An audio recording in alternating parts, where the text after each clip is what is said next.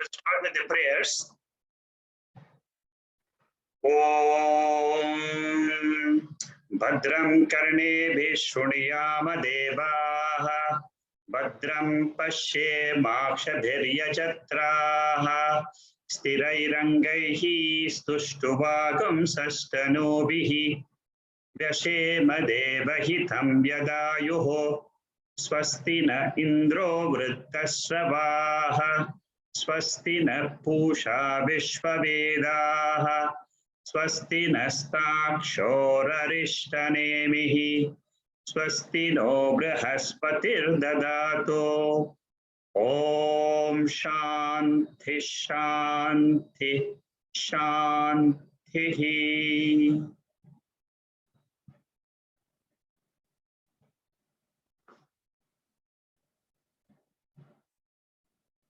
We are studying Kaivalya Upanishad,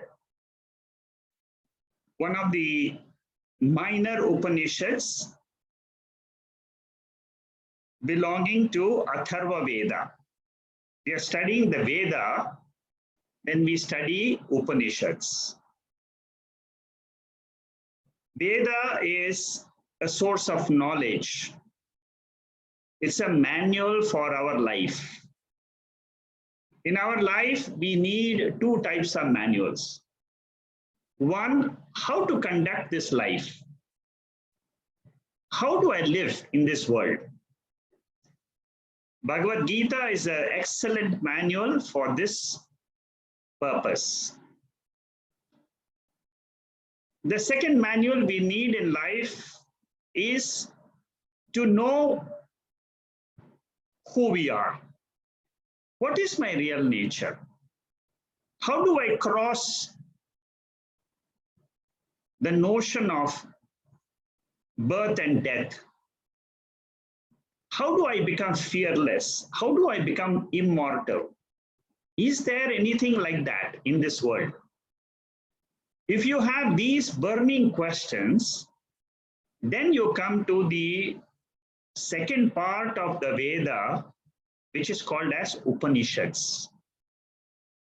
Karma Kanda is a portion which deals with how to lead a life, how to get money, how to get children, what rituals we perform so that we can have a good quality of life. That is Veda Purva Bhaga, which is the manual for samskaras, how to do the rituals throughout our life and have a happy life. That is one aspect of the Veda. The second aspect of the Veda is if you are a seeker of reality, seeker of God, then you come to this portion which is called as Upanishad. In my earlier talk, I had said there are 108 Upanishads where we can get the mantras, where we can get the actual verses. These 108 Upanishads are divided into the Rig Veda, the Sama Veda, Atharvana Veda, and the Yajur Veda. And when we study these Vedas, we find that Yajur Veda has got maximum number of Upanishads, 51 of them. Rig Veda has 10 Upanishads. Sama Veda has got 16 Upanishads. Atharvana Veda has got 31 Upanishads. Kaivalya Upanishad belongs to Atharvana Veda. The other Upanishads which belong to Atharva Veda are Prashna Upanishad, which we will be doing, Mandukya Upanishad, a very famous Upanishad, which we also will be doing, Mundaka Upanishad, another Upanishad, which we will be doing. Then there are other Upanishads in this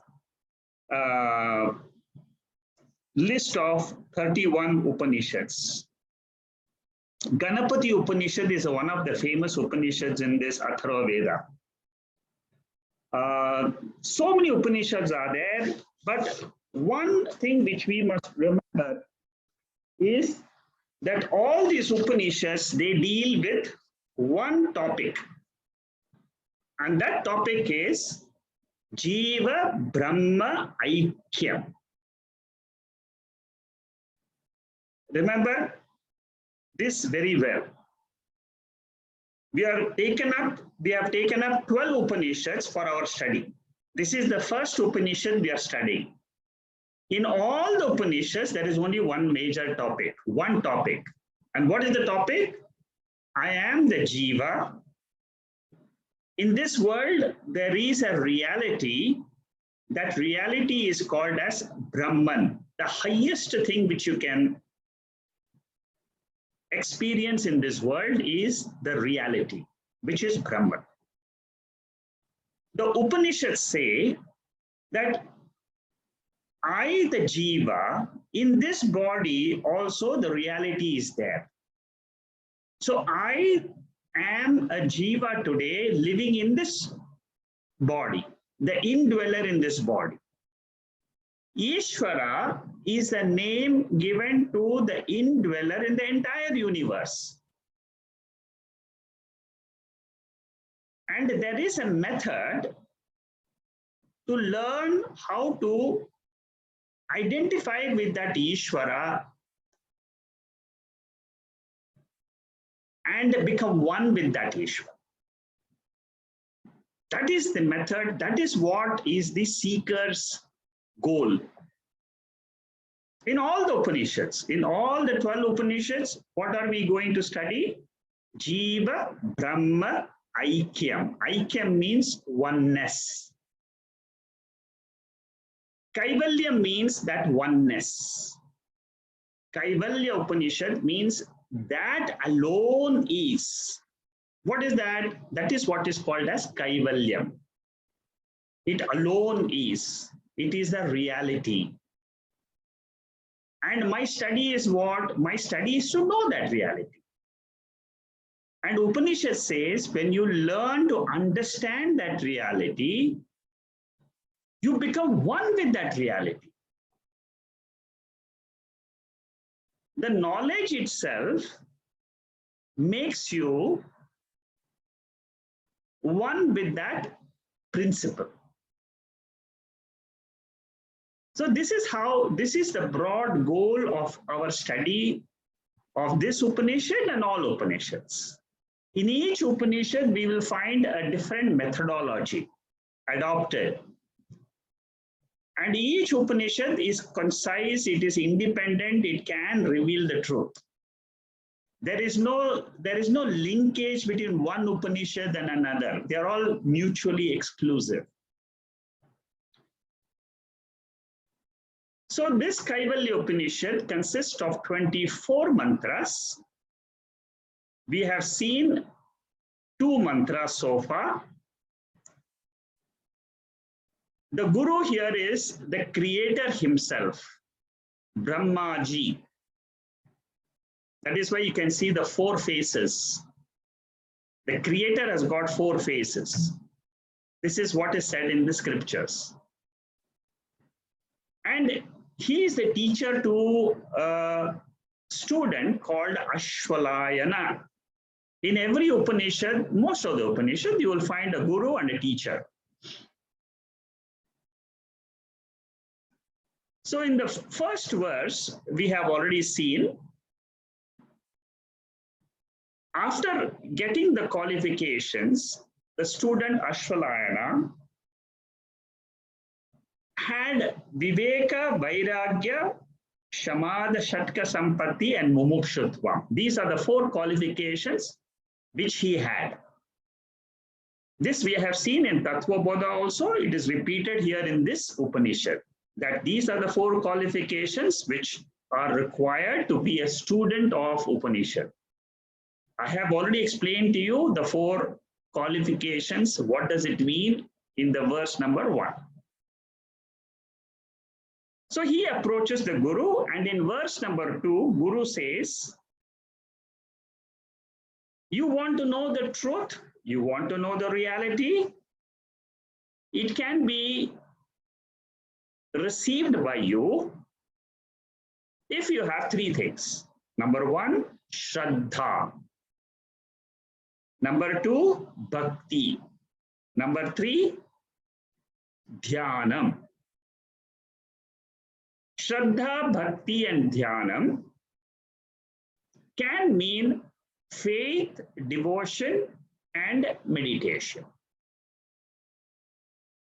But some commentators of these Upanishads, they say that Shraddha here is a technical term, which means it means Shravanam. When you come to this knowledge of truth, you have to follow three disciplines. The first one is you must hear the truth from a teacher, from the guru. You cannot independently study because the guru has the methodology of revealing to you the truth in the right way. That is called as Shravanam. Most of the seekers, they go on to the path of Shravanam first. Very important to note. You see, you are a seeker. You want to know what is there in the Veda, but you do not know how to get it. Many people just suddenly think that they need to just have a mantra to repeat and then they will know the whole Veda. But that is a misconception. What you need is learning from a guru. Teaching is involved. And this teaching is of the Upanishads, which is the fundamental source of this reality. There is nothing else in the world which will give you what is this reality. How to go and search for this reality? How can I be one with this reality? The methodology is given only by the Upanishads. This strong faith you must have. When you're walking on the path of study of the 12 Upanishads, the first thing you should have is, I am going to follow whatever the Upanishad is teaching me. If the Upanishad tells me that the world is false, I will not ask questions, why, how. I will accept what the Upanishad says. And then the Upanishad will say, you are the truth. You here means you are the consciousness. You are the pure reality, which is the truth of the world. Again, I don't ask questions. I accept it. If you accept it with faith and move on and listen to the 12 Upanishads, you are the right seeker. So the first method is Shravanam. Very important. After you listen to these Upanishads, your mind becomes familiar with the topic of the reality. And then comes the second step, which is called as Mananam, which is known here as Bhakti. Devotion to this study, devotion to this truth. So Shraddha is involved, faith is involved while you are listening to the scriptures, which is Shravanam. Bhakti is involved, devotion is involved when you are doing your own Mananam. Mananam means what? It means clearing the doubts. Whatever your intellect is throwing up in terms of how this is possible, is it really possible? Can I know the truth? My mind is not so pure. All these questions will come to you. Then the guru will say, yes, don't worry, just continue the Shravanam. If you still have questions, there are sources available which will remove these doubts. But keep the faith in the scriptures, that there is a reality. That is what is the importance of the second verse. And the third thing, the third step is meditation or Dhyanam. Shraddha, Bhakti, Dhyanam. That is what is Dhyanam means what? After you have listened to the truth, after you have removed the doubt, then you sit down and meditate on what you have heard from the scriptures as your own truth. I am that Shivaha, I am that Brahma, I am that pure self, which has been revealed to me. And then claim that as your nature. Remove the notion that I am a jiva, I am a male, I am a female, I have identifications with the world. All these cognitively understand through Dhyanam. So these are the 3 steps. Do not forget the 3 steps. Shravanam, Mananam, Nididhyasam. Again and again in these 12 Upanishads, I will be repeating the same thing. Shravanam, Mananam, Nididhyasana. In each Upanishad, you will understand how to do the Dhyanam, how to sit down in meditation and practice what the scriptures has told me as the truth of myself and the truth of the entire universe. Then the 3rd verse. In the 3rd verse, this is what we were covering last week. The 3rd verse, we stopped in this slide, but I will just continue and explain to you what the 3rd verse is first. In the 3rd verse is a very beautiful verse. It says, Na karmana na prajaya dhanena tyage naike amrutatva manashuhu. I cannot get this immortality, this pure nature of mine by wealth, by having children and hoping that they will give me this immortal nature, nor by renunciation alone. Many people think that they can just go to a forest, sit down, and they'll get the knowledge. Here, this is the source of knowledge, which says that by pure work, I do a lot of service in the world. I will get immortality? No. You doing service? Yes, it is a stepping stone. It will purify the mind. Having children purifies your mind by doing samskaras, by doing all the rituals. By having wealth by itself will not give me immortality. It is good. It will give me a comfortable life. And that is what it is for. So we should understand that what is the value of all this. Many people do not understand the value of things in the world, what it can give, what it cannot give. In this 3rd mantra, the Upanishad says, if you are searching for something which is the truth of the world, then you come to Upanishads. Upanishads are the source which tell you how you can have the vision of the truth. Each one can have it. Go with that full confidence. Yes, I'm going to study these 12 Upanishads. I will succeed. Every Upanishad will teach me. It will open up my mind. The mantras are meant for that. In the 12th mantra of this Upanishad, it will open up and tell you this is the way to see the truth. We are going to see that. Very beautiful mantra is coming up. So this world in which I live in, the world is mortal. Mortal means what?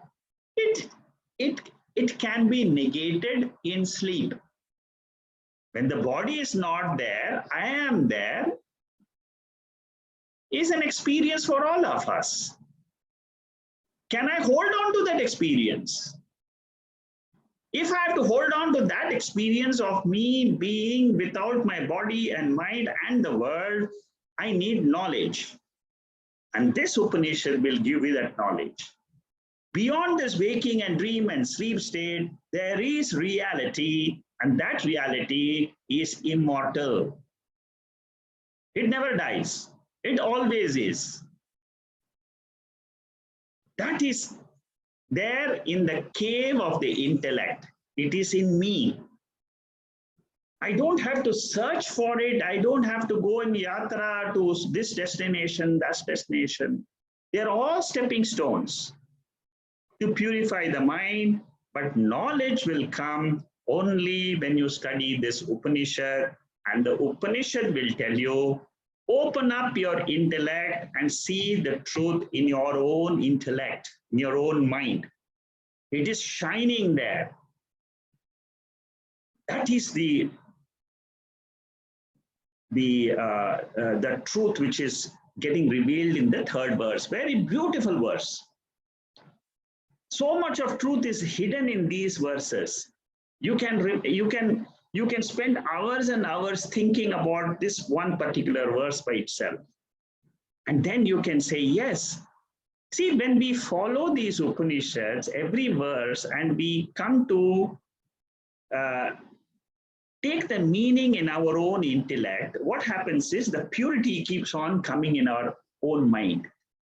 All my wrong notions by which I've been living all these years,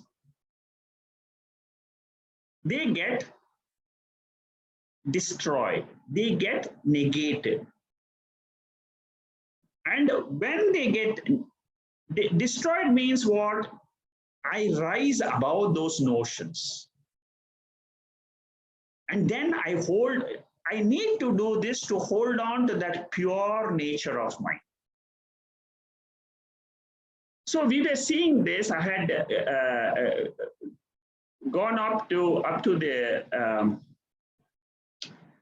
slide before, where I said that there was twofold renunciation: bahya sannyasa, antara sannyasa.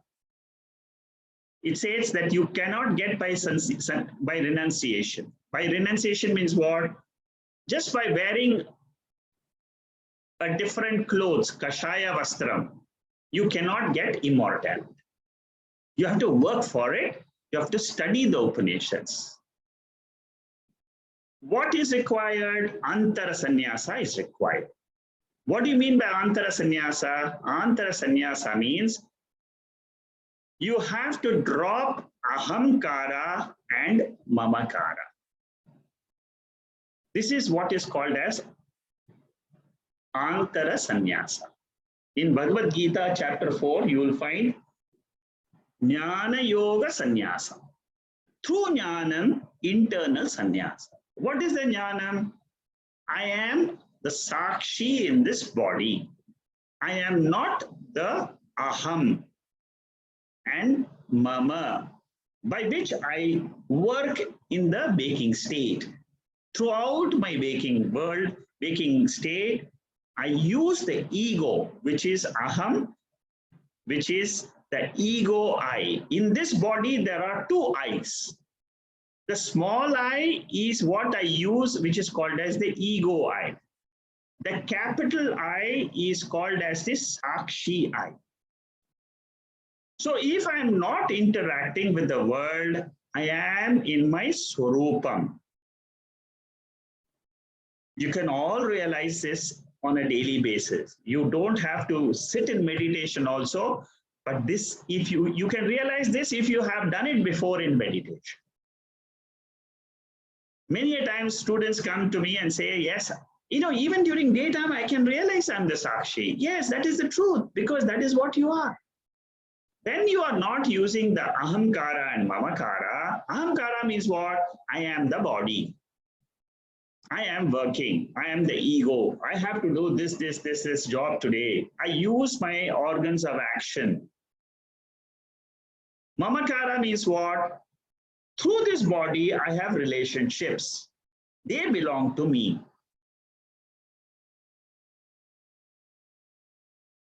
When this I is identified with this body and there is my son in front of me, or I think about my son, I become a mother or a father. I, the ego I. Suppose the son is not there. Suppose your all the possessions is not there in your mind for some time. Imagine. For 5 minutes, I am just sitting down. I am not thinking of neither the body, neither I am the body, neither I am the mind, neither I'm thinking of all the possessions in the world. Suppose, imagine that you are not thinking, who are you? That is what your truth is. And that is what the Upanishad says is your reality. I am the pure Atma.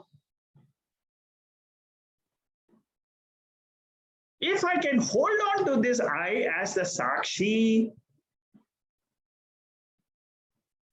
and also can get this knowledge anytime when I want, then I am called as Jnani.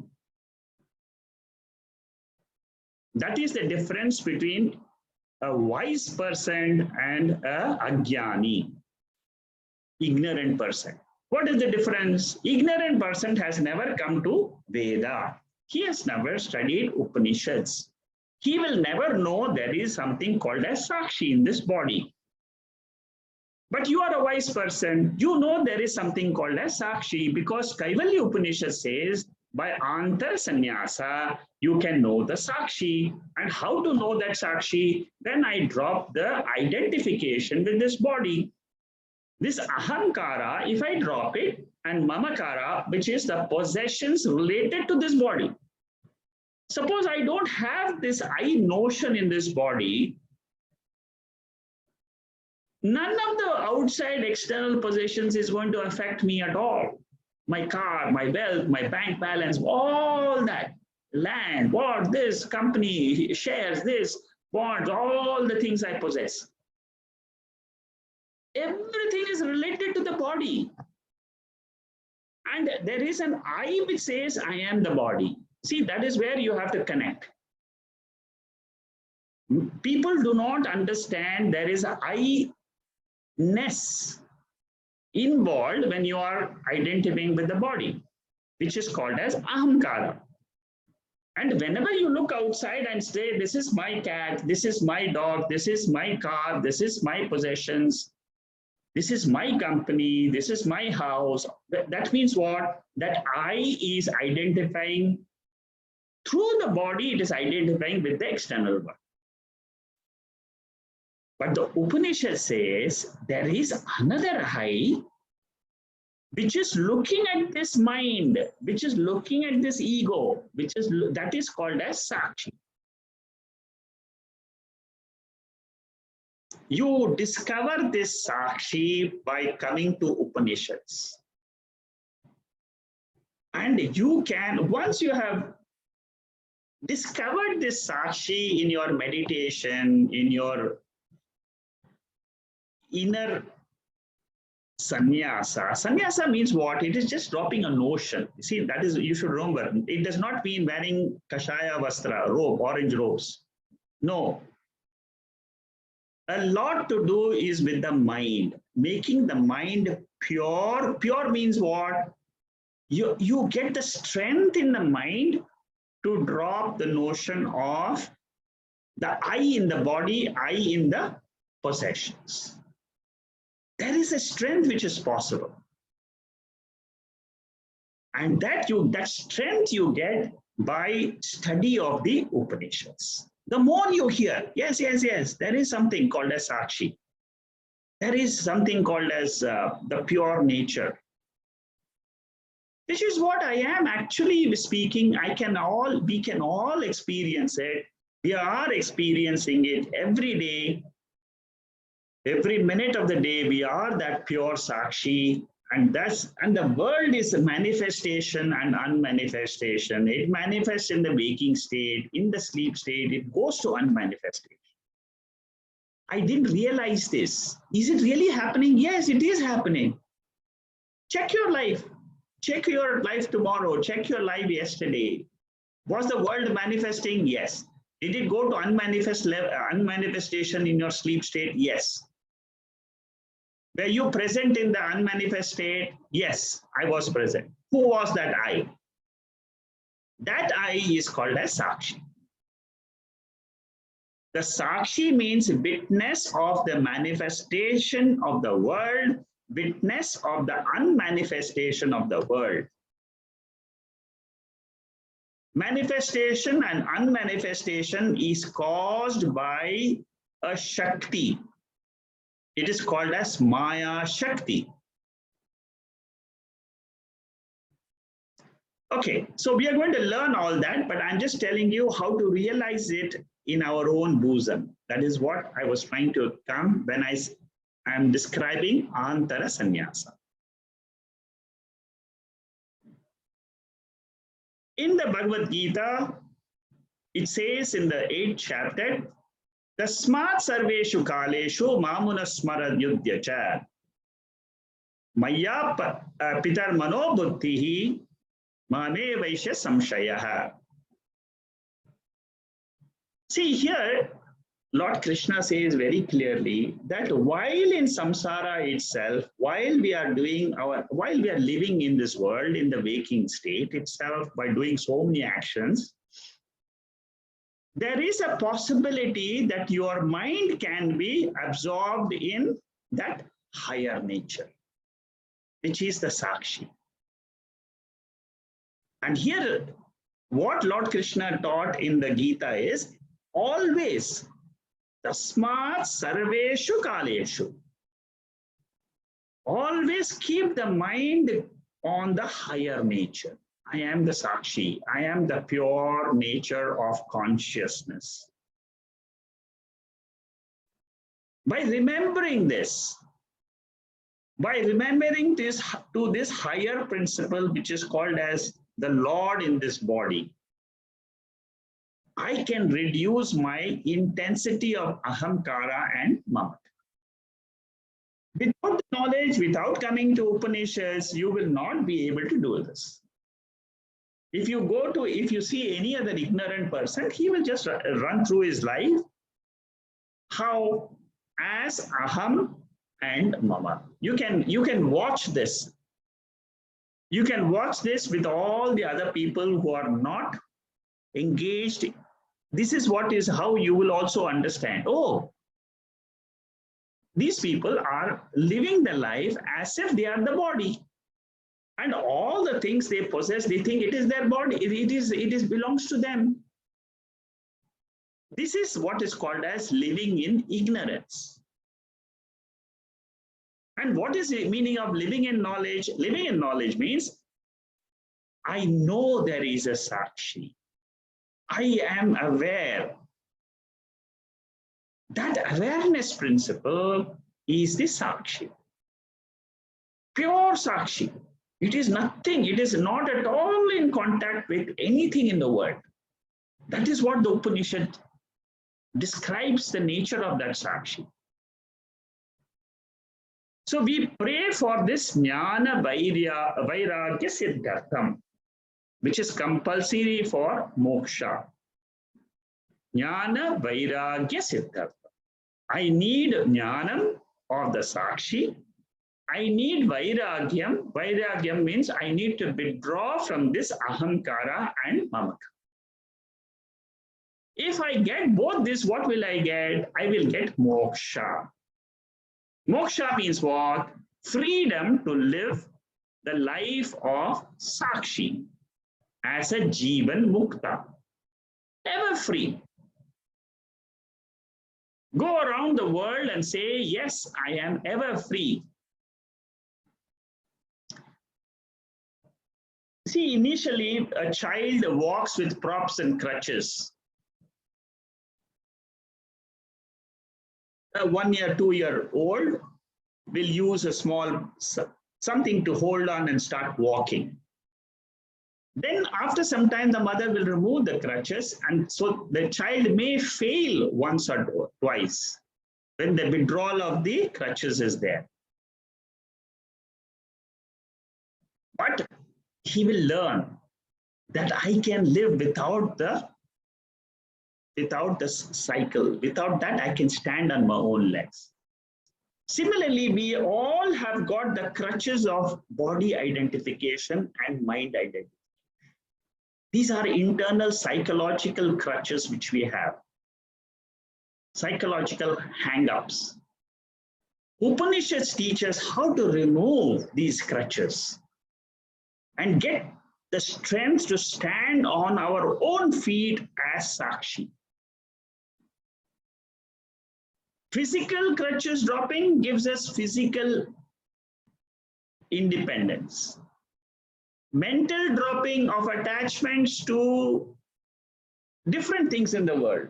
We can be attached to the mobile, WhatsApp, we can attach to the TV, it can attach to music, you can get attached to books, you can get attached to learning more and more scientific theories.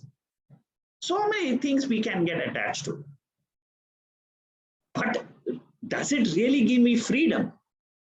Or it gives me the greed to have more and more attachment? Ask this question to yourself. These are all independent inquiry which each one of us has to make to come to the state of Kaivalya. Kaivalya means moksha, freedom. I am free. I am free means what? I am the Sakshi. I am the pure nature. I can be on my own feet. I can live as my own nature. I can learn. Like I said, we are all children of spiritual study. We are in this initial phase. We can all learn. When we study the Upanishads, each mantra, it will tell us, come on, you can do it. Antara Sannyasa, yes, try it out. Kaivalyam is possible. Very near. Kaivalyam is very near. You can get it. So what will be your prayer as a seeker? Oh Lord, I am not so strong. Support me with Tyaga and Bhakti. I don't have the strength today to renounce. Renouncement was that you don't get attached for some time, that's all. Not that you will be away to, for example, you don't look at your WhatsApp messages for 1 hour. That is called as renunciation. You can, because you didn't have this before and you were perfectly okay. So when you do this internal sannyasa, because this internal sannyasa is extremely important, please study the chapter 4 of the Bhagavad Gita if you want to know what is this Nyana Sannyasa. It is not karma sannyasa, it is through jnana. All throughout our Upanishadic study, we will be doing jnana karma sannyasa, which means through knowledge, I can drop all the actions and say, the actions belong to the body. I am someone not connected with the body's action. How it is that? Yes, we will study. When we study the balance, when we study this Upanishad, you will come to know how to do it. Very few people come to this immortal knowledge because they doubt the existence of God itself. But here God gives a promise. Ananyaschintayan tomam ejana paryupasate tesha nitya viyuktanam yogakshemam vahamyaham. This is what I was talking last week also. For a seeker, God takes care of both yoga and shema. Yoga means what you acquire, shema means what you need to preserve. Both are required for having a comfortable life in this world. If you are living comfortable, then only you can come to the Veda. If all the time you are thinking of how to get money for my next meal, it is not possible to come to Veda. It's not possible. You need to have some amount of comfort, mental comfort, physical comfort. That is why you get punyam. You see, without punyam, you cannot enter Veda. We all have done some amount of merit to come to study this Veda.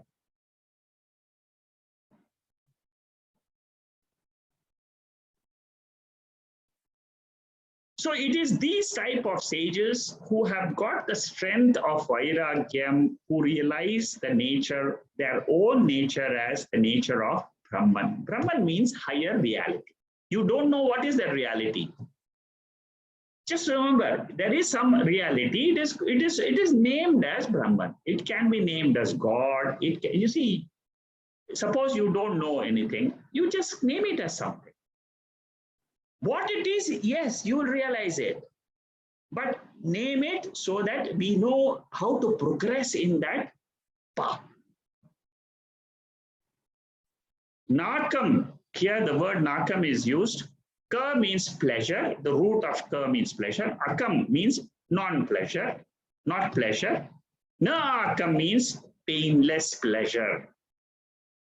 Pure pleasure.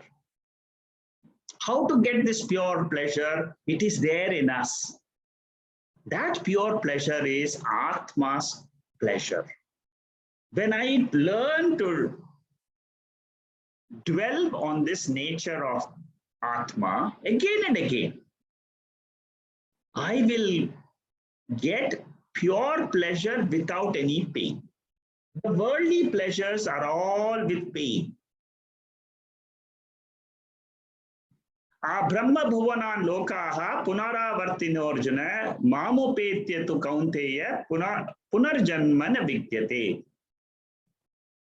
In the 8th chapter, Lord says that the world, once you reach the higher world, then you don't have rebirth. When you reach the higher world means what? When you cross this waking state and hold on to that Kaivalya state, that is called as higher world. Hold on to that as your real state. Then you have no rebirth again. You're not reborn in this world again. The world is manifest and unmanifest. It keeps on coming, going. But then you're not identified with that as real. It is an appearance which comes and goes, like the dream which comes and goes. The dream which was there 5 months ago, today it is not there. It doesn't affect you. Similarly, this waking state, it is something which is an experience, but can be negated through knowledge. Nihitam guhayam. This pure nature is in the heart of everyone, and it is in the cave of the heart. Heart means here buddhi. It is not the physical heart. It means the buddhi. The buddhi is called as the cave because it is deep within us. Vijnanamaya kosha. Cross the Vijnanamaya kosha, which we are doing in the, which is what we are studying in the Wednesday classes. The Panchakosha Viveka. So when we cross this mind, the agitations in the mind, that is what is called as the pure mind.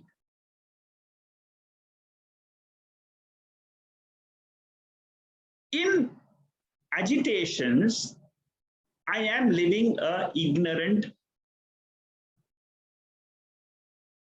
with ignorance. I am an ignorant person living in this darkness because I have no light. So that is why it is called as cave. You see, a cave inside, it is dark. Nothing seems to be inside.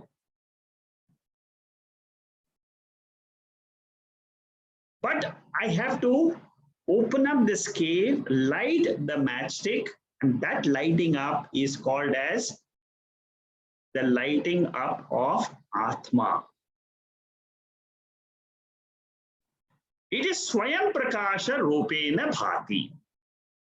So once you have entered the cave, what will happen to you is this Swayam Prakasha Atma will be cognized by your own intellect as my real nature.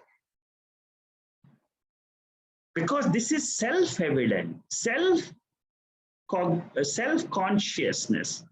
It is not something which is because of something. It exists. That is what is called as Satchidananda Atma, which is called as Brahman, which is called as God in scriptures. All the time, and even when time is not experienced, as in sleep, we are conscious of the absence of the world because of this light, the pure light of Sakshi. Like I said, that manifestation of the world, unmanifested world, both are seen. Seen means what? Not through the eyes. It is known by that light. That light is called as the light of Atma. Kaivalyam. That is what is called as the light of moksha. Vibrajate. This is another word used here. In form of Chaitanyam, Brahman shines and seekers merge in this Parampadam. This Parampadam means what? It is the absolute nature. Param. Everything else is relative, but this is absolute. Once you have crossed the light, your intellect, your mind's agitations, you are in the lap of Atma. Realize this. That is the Vaikuntha. That is what is the real nature of the Lord. That is where the Lord is situated in your own heart. Discover that Lord. That is the benefit of knowing this knowledge. And that is what is called as Brahma Aikya. I come to realize I am one with that Lord. Why? Because this I-ness which was there in the ego is dropped. In that light of consciousness, there is no I. But I exist. I exist as what? I am merged with that light. That is what is happening to me in my sleep state every day. I am one with that pure nature of reality. This is explained very beautifully in Prashna Upanishad, in Brihadaranyaka Upanishad, that in my sleep state, where am I? Who am I? I am with Ishvara. Brihadaranyaka Upanishad, Chandogya Upanishad, Prashna Upanishad, these three Upanishads tell me directly that I am one with Ishvara in my sleep state. But I don't know this. Upanishads will teach us this. That is why they are the source of the reality.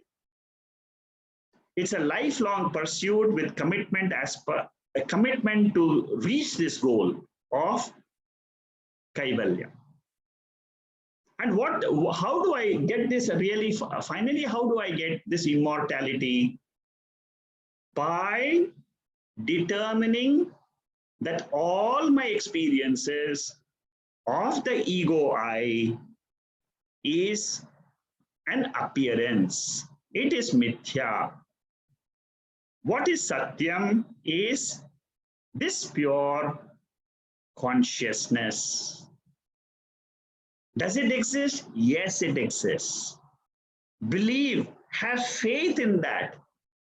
Then you can realize it. Then you will be a seeker. Then you will search. And you will go in the right direction. And that is what is called as moksha, kaivalya praptihi. We have a vision with colored glasses of raga and dvesha. This is what I was telling you, that imagine that normal our vision is what? I'm always in this world with either like or dislike. I like something, I go after it. I like this food, I prepare this food, I go after it, I prepare. It takes me 2-3 hours to prepare that food and enjoy that food. That's liking. Disliking, I don't want to go to this place. So I stay away, I take efforts, I put time, I don't do this. So like and dislike, they are giving us a colored vision, a distorted emotional vision. They are not the right vision. But what is the right vision of immortality? So the vision of what I have without the aid of the scriptures is the one with colored glasses.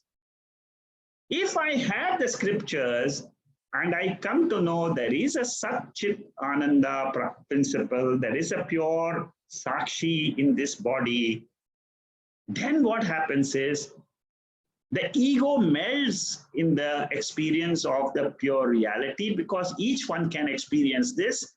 Then the ego melts. The ego melting is a great blessing. That is what is the blessing of the Ishvara to you. And it is something which is very personal. Each one of us can get it. Just be on the path. One day you will say, yes, I accept. Everything with the Upanishad says, whatever the Upanishad, the 12 Upanishads are going to teach you, one day you will say, that is the truth. I am immortal. Immortality is my nature. Till you are able to say that with full conviction, keep studying. It will teach me how to remove the notions in the body, in this mind. What is the meaning of mortality? Mortality means change. It's a change of the, means it is a death of previous condition and birth of a new condition. It is relative existence. Experience of body and world in consciousness is mortal. When I am the body, when I think ahamkara and mamakara, it is a mortal world.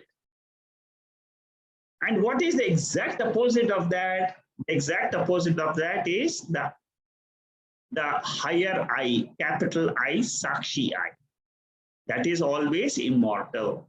There is no change in that Sakshi I. See, we must have the faith, 100% faith in that Sakshi. Sakshi means God. That God exists in my heart. I will one day realize that God. We call it God, we call it Brahman, you can call it Atma, you can call it Kaivalyam, Turiyam, you can call it any name, but it exists. Have that conviction, the confidence, yes, yes, there is. And I will realize it. I will realize it in my own intellect. By this Upanishadic study, I will understand how to drop that ahamkara. When I drop the ahamkara, automatically the mamakara will go away. So what is the conclusion? Experience of God consciousness in my own intellect is the experience of immortality. This is what is given in the famous mantra, Triyambakam yajamahe sugandham pushti vardhanam urvarukameva vandanat. That mantra is very powerful. Keep repeating that mantra. There is a big story attached to it. The person who got immortality and remains as a Chiranjeevi and remains forever. He hugged Lord Shiva and said, "You are the Kala Bhairani. You are the Lord of time. If I'm one with you, as what the Upanishad is teaching me, then I am immortal, because there is no concept of time. When your third eye is opened up, there is no more consciousness of time or space or the objects. They are all an appearance, but what you see is Kaivalya. I alone am. Very beautiful Upanishad. This is a direct means of moksha, and it says, Jnanam evatu Kaivalyam. Through knowledge of the reality, come and realize your true nature. You're free from identifying yourself as the body or as the mind. The problem is only identification. It is a cognitive problem. This cognitive problem can go away, can be negated by the study of something which exists. And that's what exists. What is immortal is this pure nature, which is called as Atma.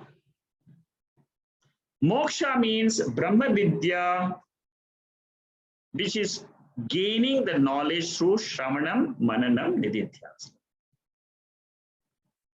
I want Kaivalya. I want to experience that. Really, there is a nature? Yes, of course there is. So first thing is to know that there is something called as Kaivalya. There is something called as moksha. And it is a promise of the Upanishads that there is something like this. And you can experience that. You can have a vision of that. How? Shravanam, Mananam, Nididhyasana. Together these three is called as Nyana Yoga. Nyana Yoga is common name for Shravanam, Mananam, Nididhyasana. For Nyana Yoga to be fruitful, renunciation condition must be fulfilled.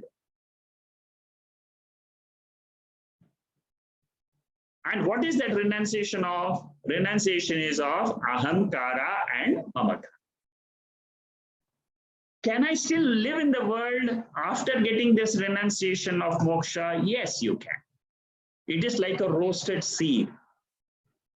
All the activities you do after getting this knowledge will not bear fruit at the punya papam level, because that is gone. It is roasted forever and you are free. You are living only a Jivan Mukta life, pure life of a, okay, things are happening. I will do the best I can. That is what is called as Loka Sangraha.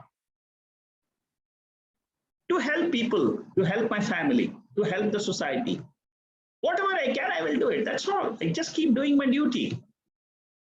Through Jnana Yoga, it is possible to have inner renunciation. Lifelong dedicated commitment, pursuit is required. This is an evolution. It is not a revolution. It is a slow, gradual flowering of the intellect into something higher. The fragrance, you will feel it. As you move in spirituality, small steps you take. Keep listening, keep listening, keep listening. Yes, there is a truth, there is a truth. Again and again, the Upanishads will say, keep doing dharma, artha kama. They are not priorities in life, but moksha is the highest priority. A jignasu means a seeker of the truth. He is a bhakta. He is a devotee. He is devoted to the Lord. It is not that when you do this inquiry, you are away from God, because you are searching for God in your own intellect. Many people think that by coming to Vedanta, you are going away from God. No, it's not the truth. You're trying to realize what God is telling through this Veda, that He is there inside our own mind. And once I come to know of this, that is what is called as immortality. Knowing the truth, Brahmavid apnoti param. That's what it says in Taittiriya Upanishad. Know Brahman and realize the absolute param. There is nothing beyond this.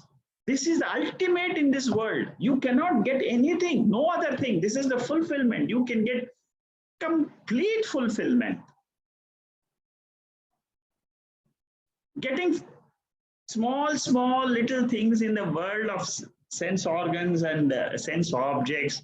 Yes, they give you some amount of fulfillment. Yes, I bought a house, I have a car, I have a comfortable family, I have children, I have all this. But does it give you complete fulfillment? No. You're still looking for something. That inner limitation which we have of going outward into the world, we have to turn that mind and look inward. Once that turning happens, what happens is, then you are able to realize this immortality. A light, when it is converging through the convex lens, burns the paper. Suppose you keep a convex lens outside in the sun and you focus the light of the sun and keep a paper below it, it will burn the paper. Similarly, the thoughts, if you are focused on Brahman, it produces what is called as liberation.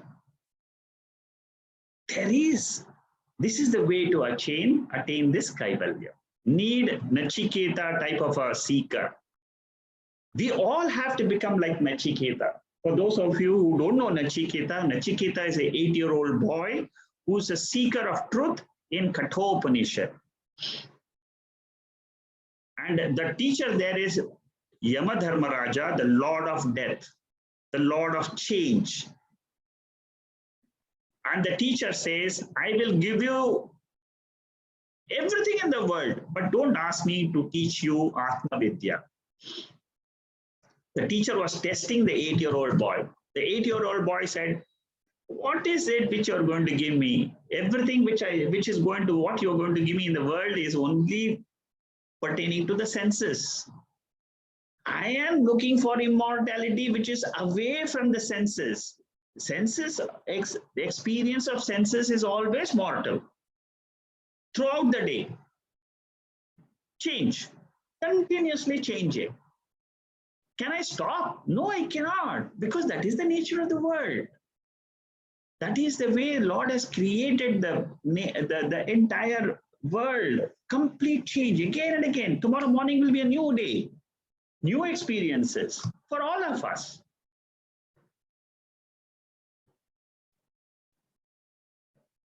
So this verse, na karmana, na prajaya, na dhanena, tyage naika amrutatva praptihi. Without this, you cannot get immortality. Okay, next verse is also a very beautiful verse. Let's see.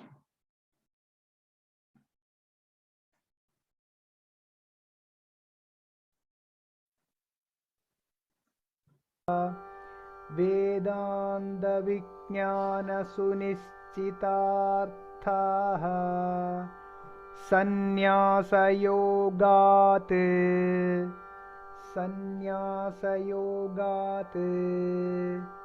Yataya Shuddha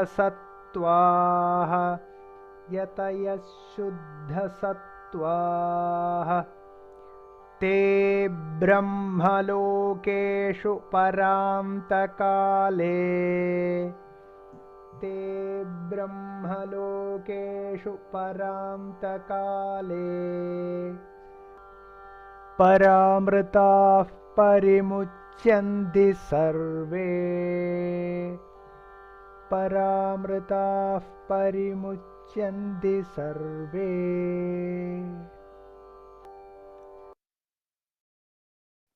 This verse is also from Mahanarayana Upanishad.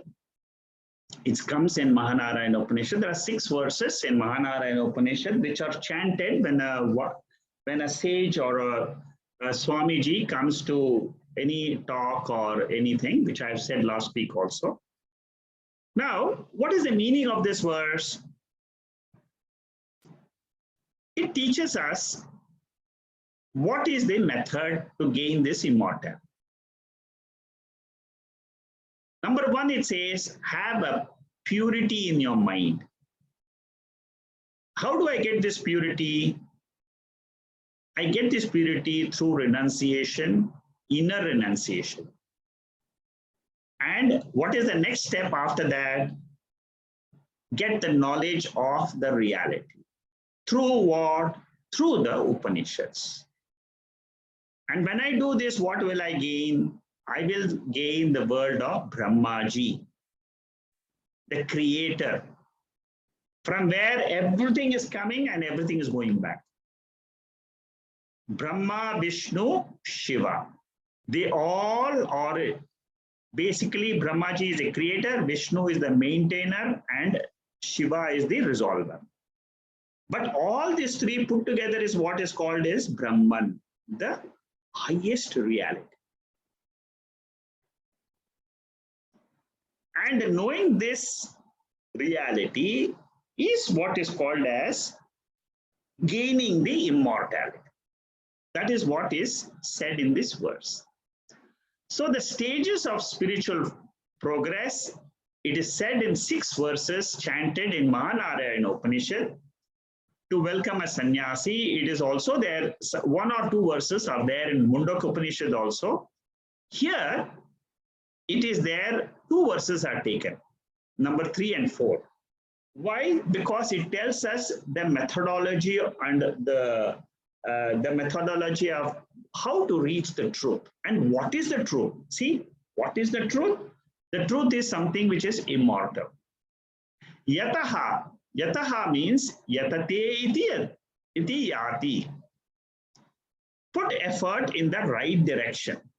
Suppose you want to take a bus and you must take the bus in the right direction to reach your goal. Suppose you take a bus in a hurry, in the opposite bus stop, you'll be taking bus in the opposite direction. Many of us do the same thing in spirituality also. We are in a rush. We want to attain, we want to get what is there in the Vedas. Tomorrow itself, I want to get within 24 hours or do something and get moksha. So we are in a hurry. We also take the wrong bus. We must know the purpose of the spiritual sadhanas. What are the sadhanas? Puja at home. I do Vishnu Sahasranama chanting at home. Or I do Durga Puja, Ganapati Puja, Omam, all these pujas I do. Or I go for a pilgrimage, I go to Tirupati, I go to all the spiritual centers in India, all the temples. I go to each one of them. Now, what do I get from these sadhanas or by doing all this? What the scriptures tell me is these are indirect means of moksha. Ultimately, I'm looking for freedom in life. I don't want, and what is the freedom? Freedom from ahamkara, mamkara. Throughout the study of Upanishad, what is freedom? What is moksha? Freedom from the I notion in this body, freedom from the ego I. How to drop this ego I and still live in the world. So this, right in first Upanishad itself, the Upanishad tells me the definition of moksha, which I will be doing throughout the 12 Upanishads. It tells me moksha, it means immortality, and it teaches me I alone am immortal. Here I means consciousness. It means the pure nature of Sakshi. When I'm identified with the Sakshi, the world becomes mortal. I am ever free. I gain the peace, security, and happiness. I am full. I am the whole. Purnaha. All this is only possible when my own intellect is able to go into my own cave and open up and light up the Atma.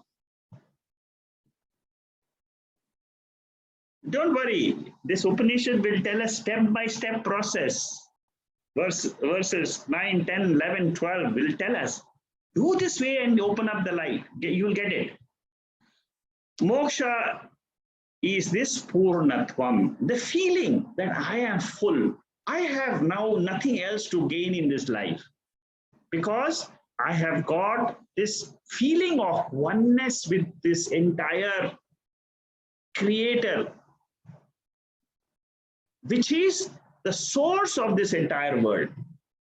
See, what happens is you separate yourself as Sakshi and drop the body and mind into the world. The world is not with Ahamkara and Mamakara anymore. That is what is called as the binary format. Binary format means Atma, Anatma. Anatma means everything else in the world, including my body and mind. What is Atma? Atma is the Sakshi. And what is the triangular format? Triangular format means I keep that Aham and Mamakara with me and I take the whole world separately. Then what happens? It becomes a triangle. World is there, I am there, and for the world there has to be a creator, which is Ishvara. I have to move out from this triangular format to the binary format when I come to the Upanishads. And this I can do by purifying my mind. Shuddha Sattva.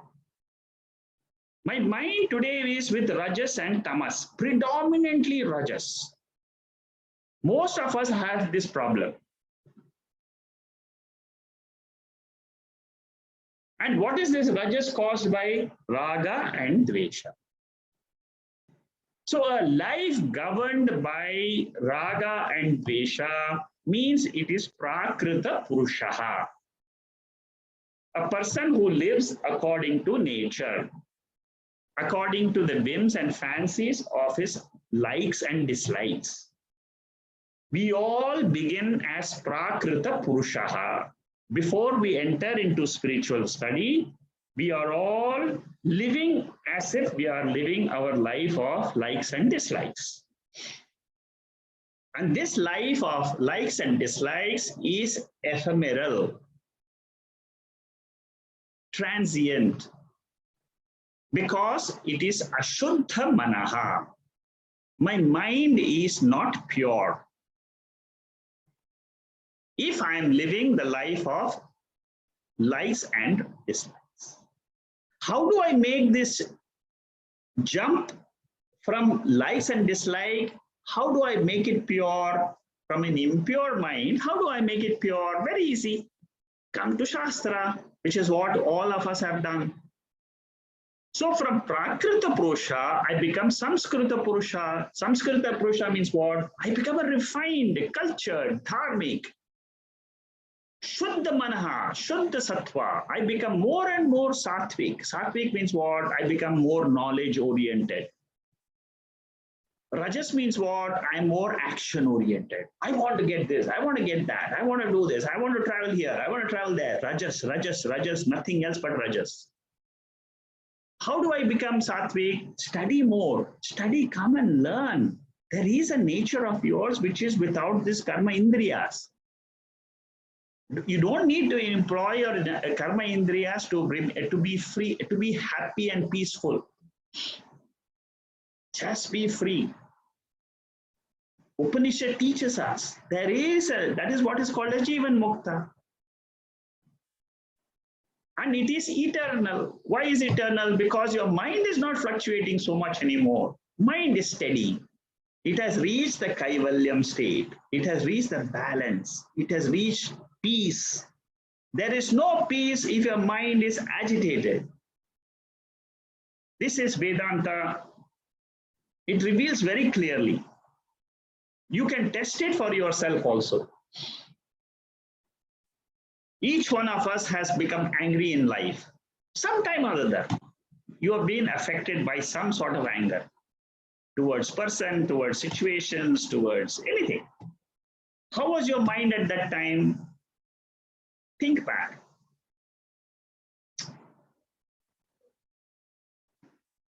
You will find that your mind was affected very badly. You couldn't forget that person. You couldn't forget it for days, weeks, years. The mind is always agitated. How do I get rid of that problem? Is there any way? Yes, come to Shastra, read, hear the Shastra again and again. You will come out of that dvesha, which you have cultivated in your mind for that person. This is the method. Maturity is having a conviction that Brahman alone can give fullness, security, peace, and lasting happiness. This, now you understand what is Brahman. Brahman means the higher state, my own state. When I am without this ahamkara and mamakara, I am living the life of the pure Sakshi. Is it possible? Yes. But still, will I live in the world doing actions? Yes. You will be free, at the same time, you'll be acting. That is what you can see in all the realized masters. Go and see. Even now, today, there are Mahatmas existing, and see their life. They will be full of vigor, full of energy, acting. At the same time, what is happening in their mind? Sannyasa Yoga. What is Sannyasa Yoga? In the mind, there is no agitation. Brahmachari and Grihastha Ashrama is basically where the mind is extroverted. It goes outside. Vanaprastha and Sannyasa. Vanaprastha means a solitude life. After say 50 or 60, you don't want to get too much involved in the world. Many people realize this. Many people who have achieved the highest thing in life, they have been the best of the doctors, best of the lawyers, best of their professional life. They still feel that there is something which I have yet to do in this life. And I don't have too long a time. God has given me some time. Let me spend some time and realize this immortal nature. This is going inwards, becoming introvert, coming to our own Swarupam. Swarupam means nature. It never will go away from us. That is what is called as Swarupam. And what is this nature in which I live the waking state today?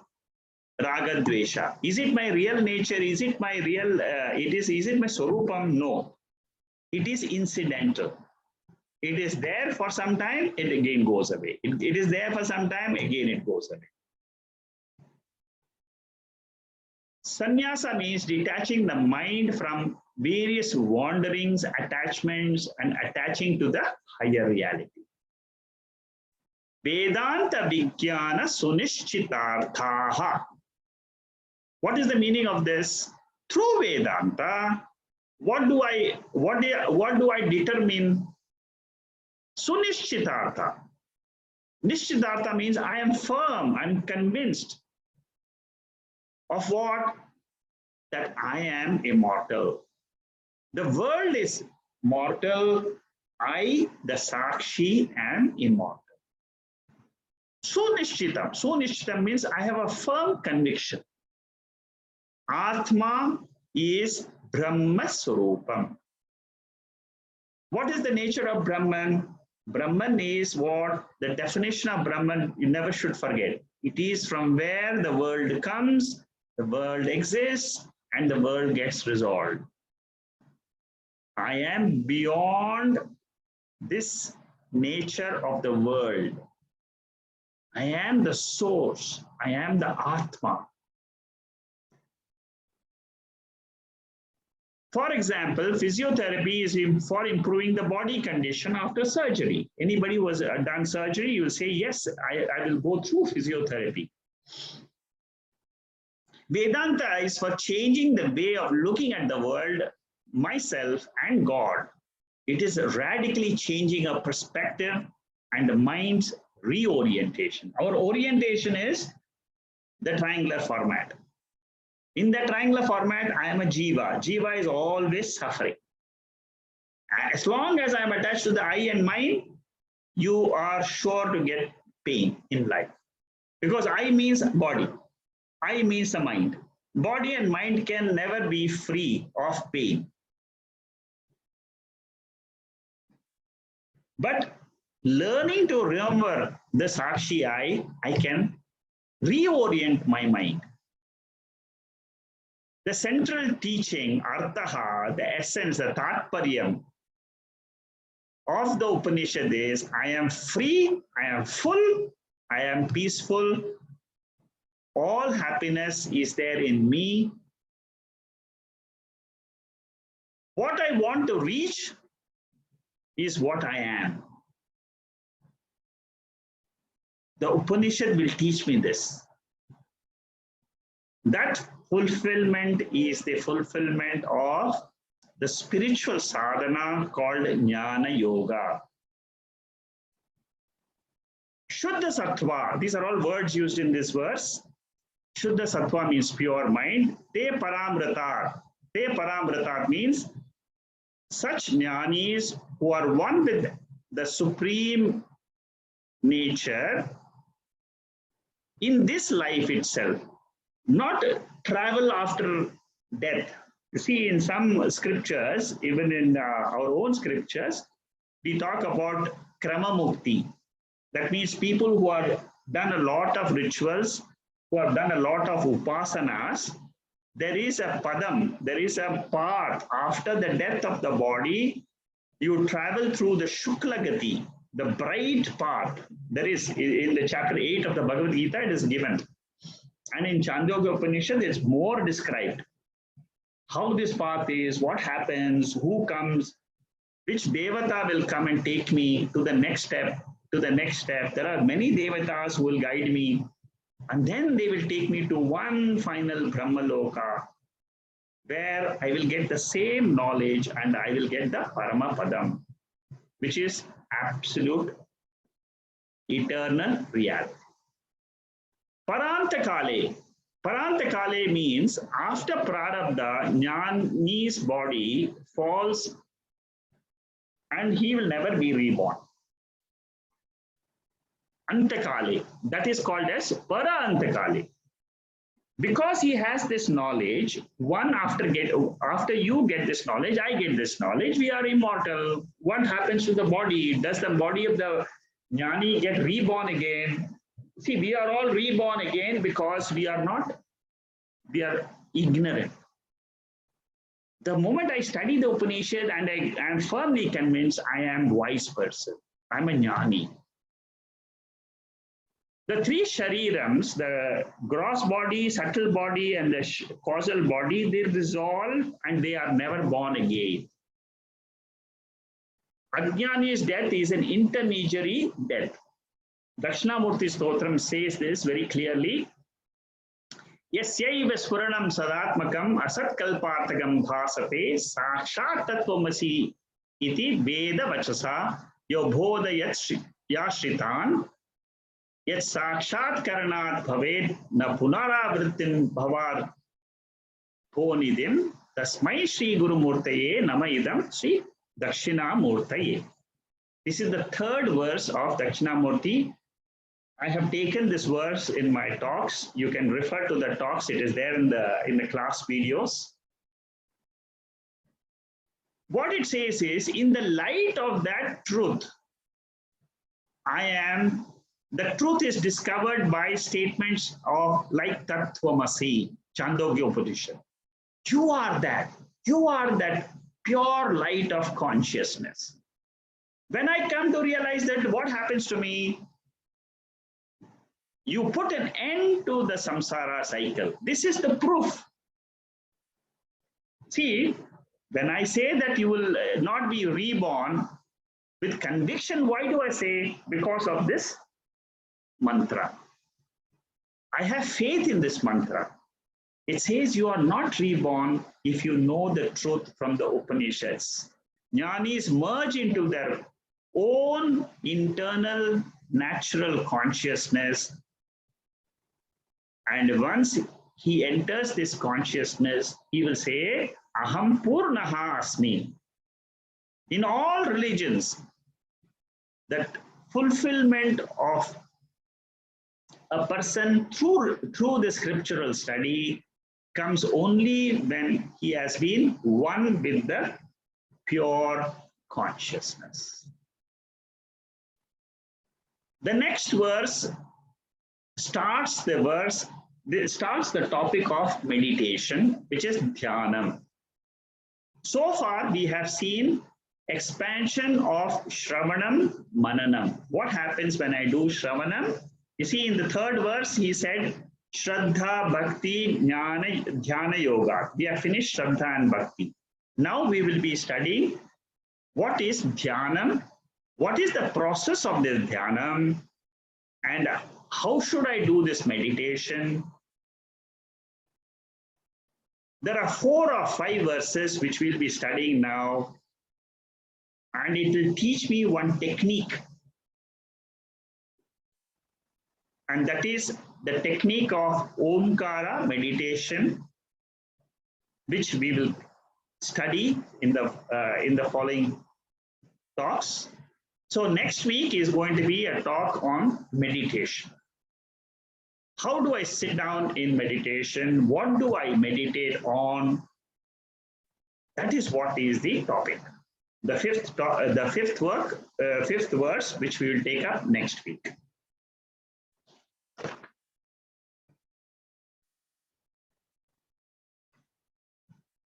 Om Purnamada Purnamidam Purnat Purnamudachade Purnasya Purnamathaya Purnameva Vasishyade. Om Shanti Shanti Shanti. Harihi Om Shri Gurubhyo Namaha. Harihi Om.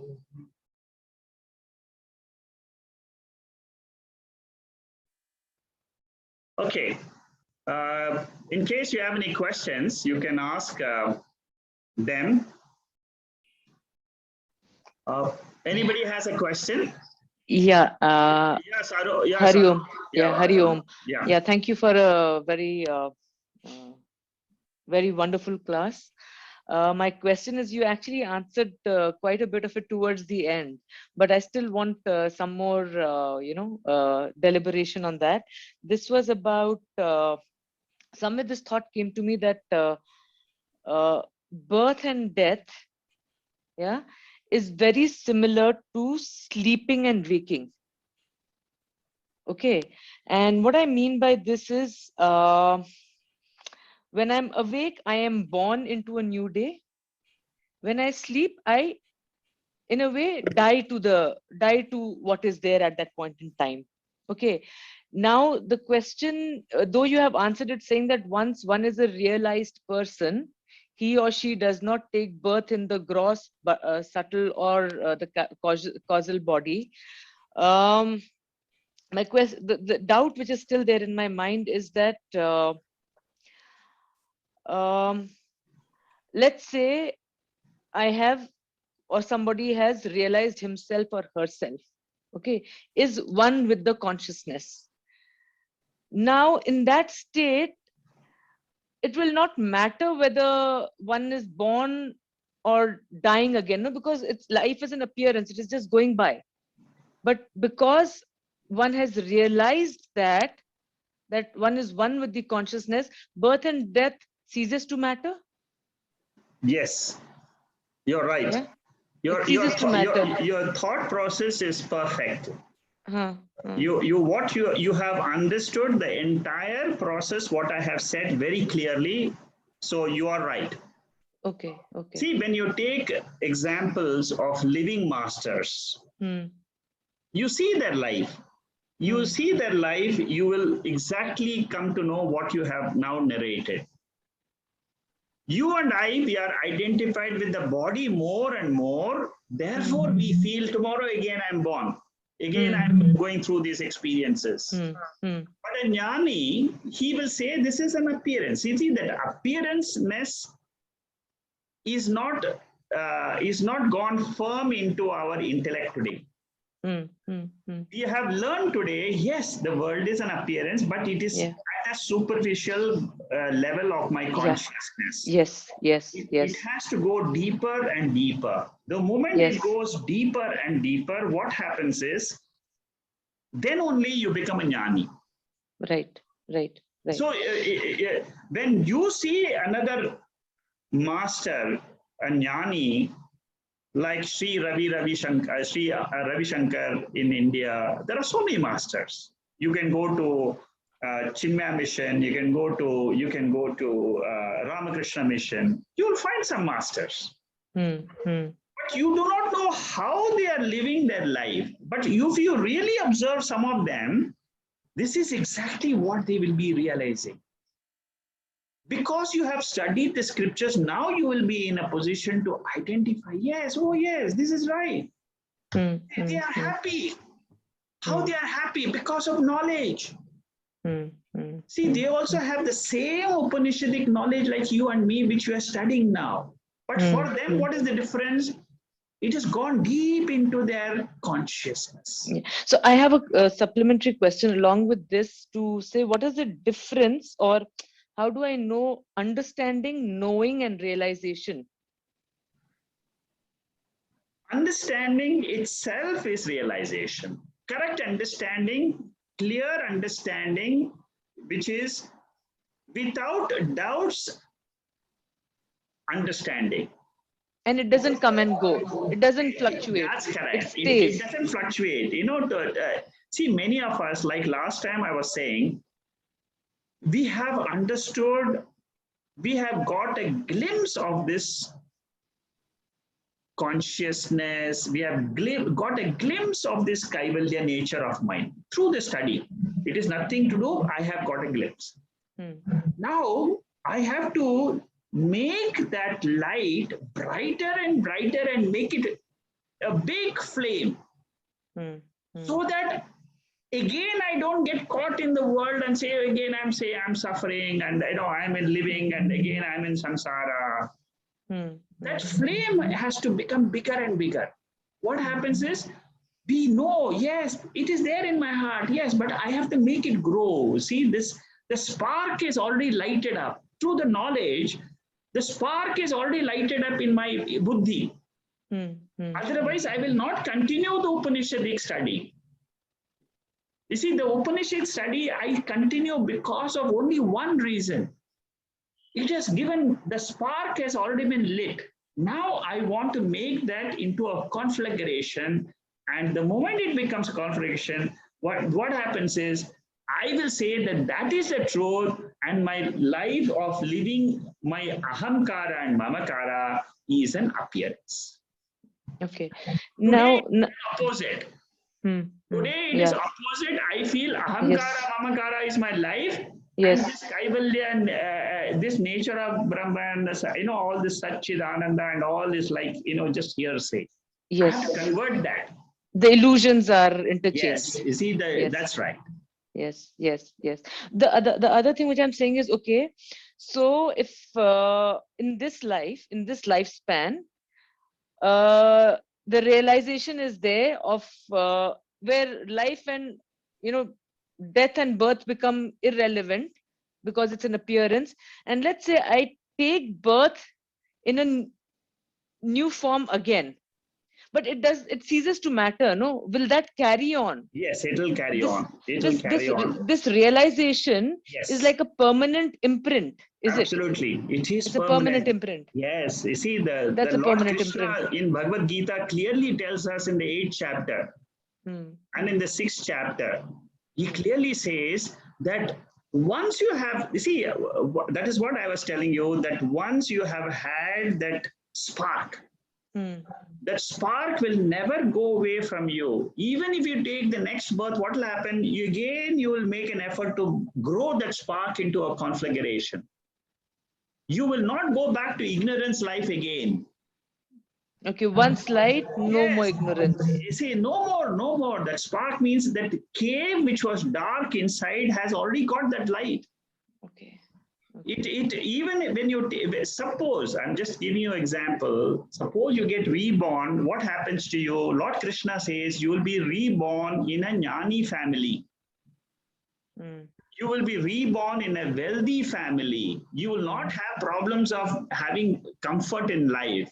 You will have comfort in life the day you are born with a silver spoon, and then you will be looking for this jnanam again. Once you are in the path, you will never go out of this path. This is a promise of the scriptures. It's not Okay. what I'm telling you, Okay. it's there Okay. in the scriptures. Okay. And the faith in it, yes. Yes. Thank you. It's very, very relieving, very relieving in many Good. ways. You're really. I'm surprised. You're such an intense seeker. You know, all these questions will come only when you are an intense seeker. You are really. You're really spending your time thinking about it. You see, that is very important. Thank you. Thank Anybody you so else? much for guiding. Thank you so much. Jai Thanks. Guru. Yeah, Guruji, Shama. I have one following question to what Saruj just brought up. Yeah, So Preeti. what you mentioned, yes, what you mentioned, I completely understand. But then there are seekers who go to heaven through certain kind of merit that may even include the Gnanam. But then they fall from heaven, don't they? Times. So I mean, how can concept Okay. whatever Yeah. What you, Preeti, what you're saying is what is described in the 8th chapter of the Bhagavad Gita. Hmm. You see, in Bhagavad Gita, it clearly says that there are two ways in which you can realize. One way is through Jnanam in this birth itself. You go to a guru, you study the Upanishads, you study the Bhagavad Gita, you come to know that there is a reality, you meditate on the reality, and then you get full conviction and say, I am that reality. This is Jivan Mukta here and now. Hmm. This is one methodology people follow. The second method is, But let's say, for example, that doesn't happen. yeah, if it doesn't happen, okay. So there are one group of people in this path. They are called Nyana Yoga path. Hmm. There is another path. You will find many people in the world, especially in India.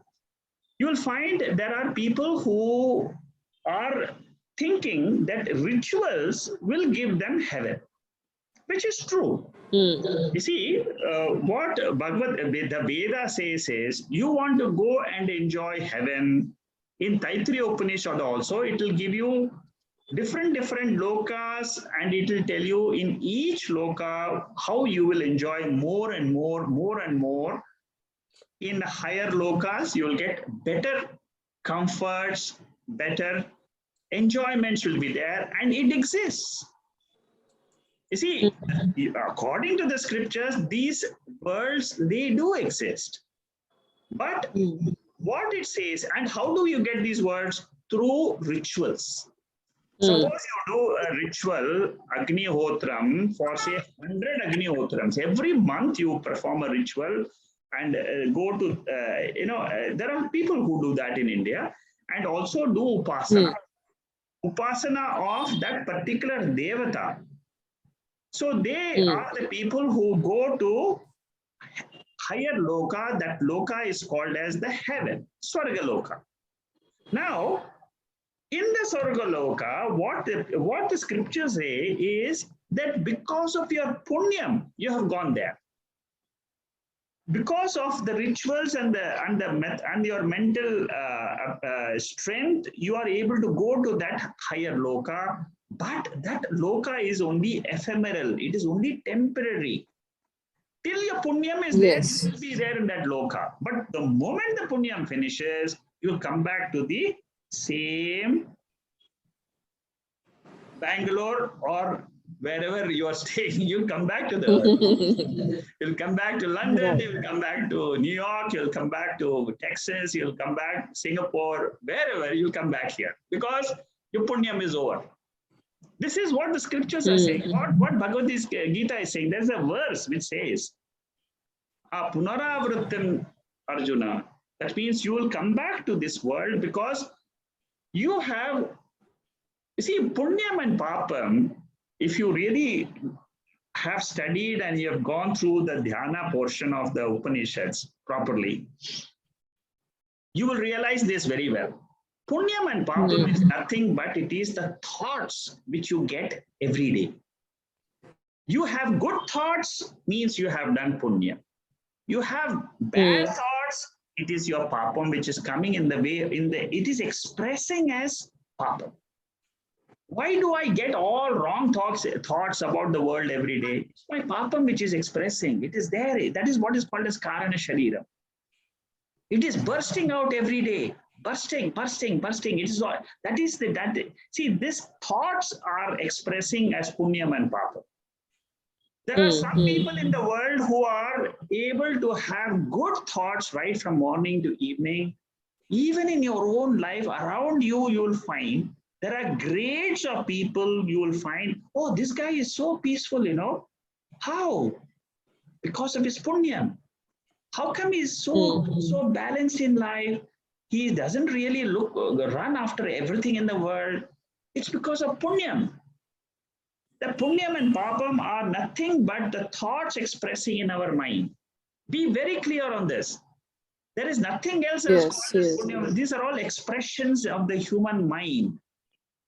So, your question is, what happens when somebody goes to a higher loka? He will fall down. And again... my question is that how I can tell that I don't want higher loka, but I want this immortality. By mistake, if I'm not sent there to the heaven, that's not something I'm aiming. God that never commits a mistake. Don't worry, Preeti. No. God will never commit this mistake of sending you to that loka if you don't want it. You see, it is your nature which brings you to this knowledge. There is a law. There is a cosmic law in this universe. It is the cosmic law of human birth and death. You cannot understand it. No human mind can understand the cosmic law in perfection. Yes. You can get some knowledge a little bit here and there, but this cosmic law will never fail. You have that faith in you. It will never fail. It will. See, for example, who gives food to the birds? Who gives food to the animals to survive in the forest? There is some cosmic law. So don't worry that, I have to really, maybe send an email or a WhatsApp message to the Lord and say, don't send me. I want this world only with, I want to study these Upanishads. Okay, does it answer? Yes. Thank you. Okay. Thank you. Amiyanshu, Shama, I'll come to you a little later. Yeah, Amiyanshu? Pranam, in the same line, the questions asked by previous two seekers. In fact, should we have craving to be in a rich family or a Jnani family? Should we have craving? Not at all. Once we understand that these are all ephemeral, these are all false, yes. Then whether I am put in a poor family, rich family, Jnani family, one Jnani family doesn't matter for me. Correct. That's right. You see, that is what you will learn. The moment you learn the Kathopanishad, we are going to study Kathopanishad in very big detail. When you learn the Kathopanishad, you will immediately you'll say, I don't want all these words.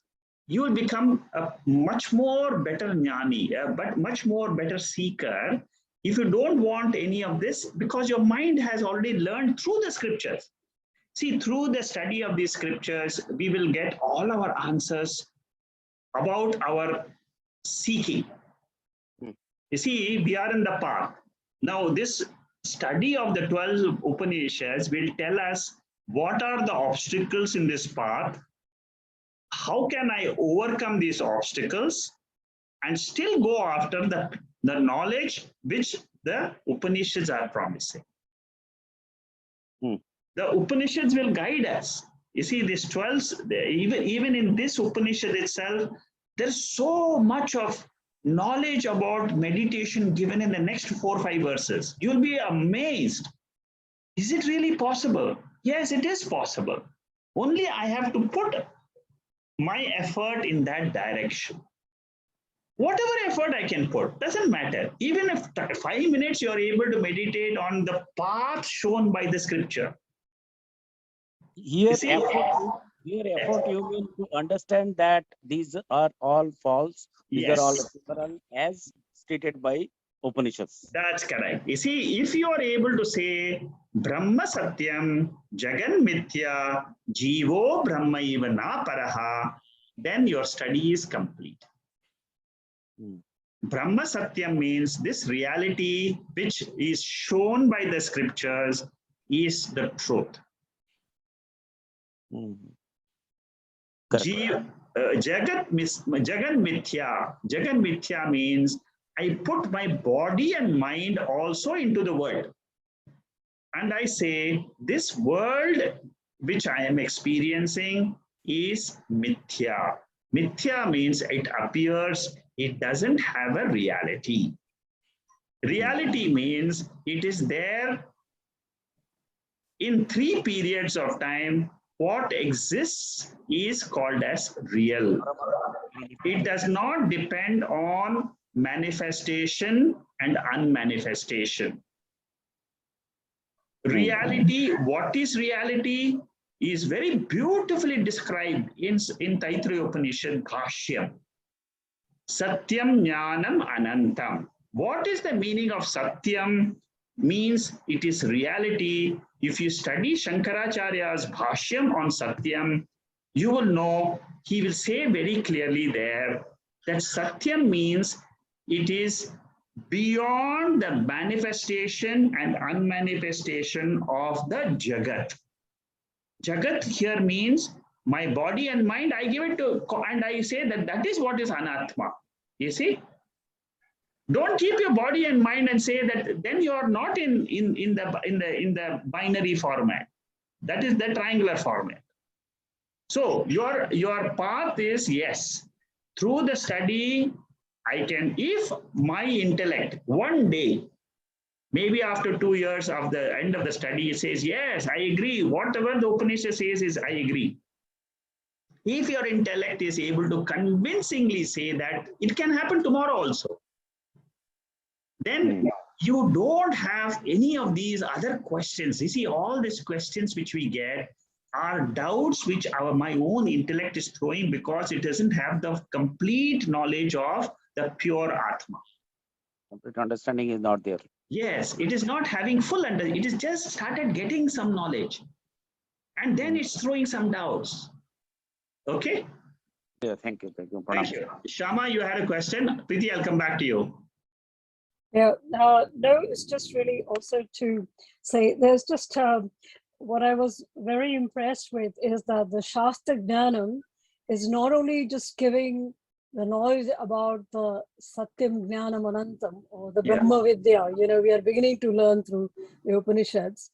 But what is also beautiful is that through this process, there is a process of the methodology also being described. Like today, you mentioned about how our normal life is naturally governed by Raga Dvesha, and which actually makes the Ashuddha Manaha.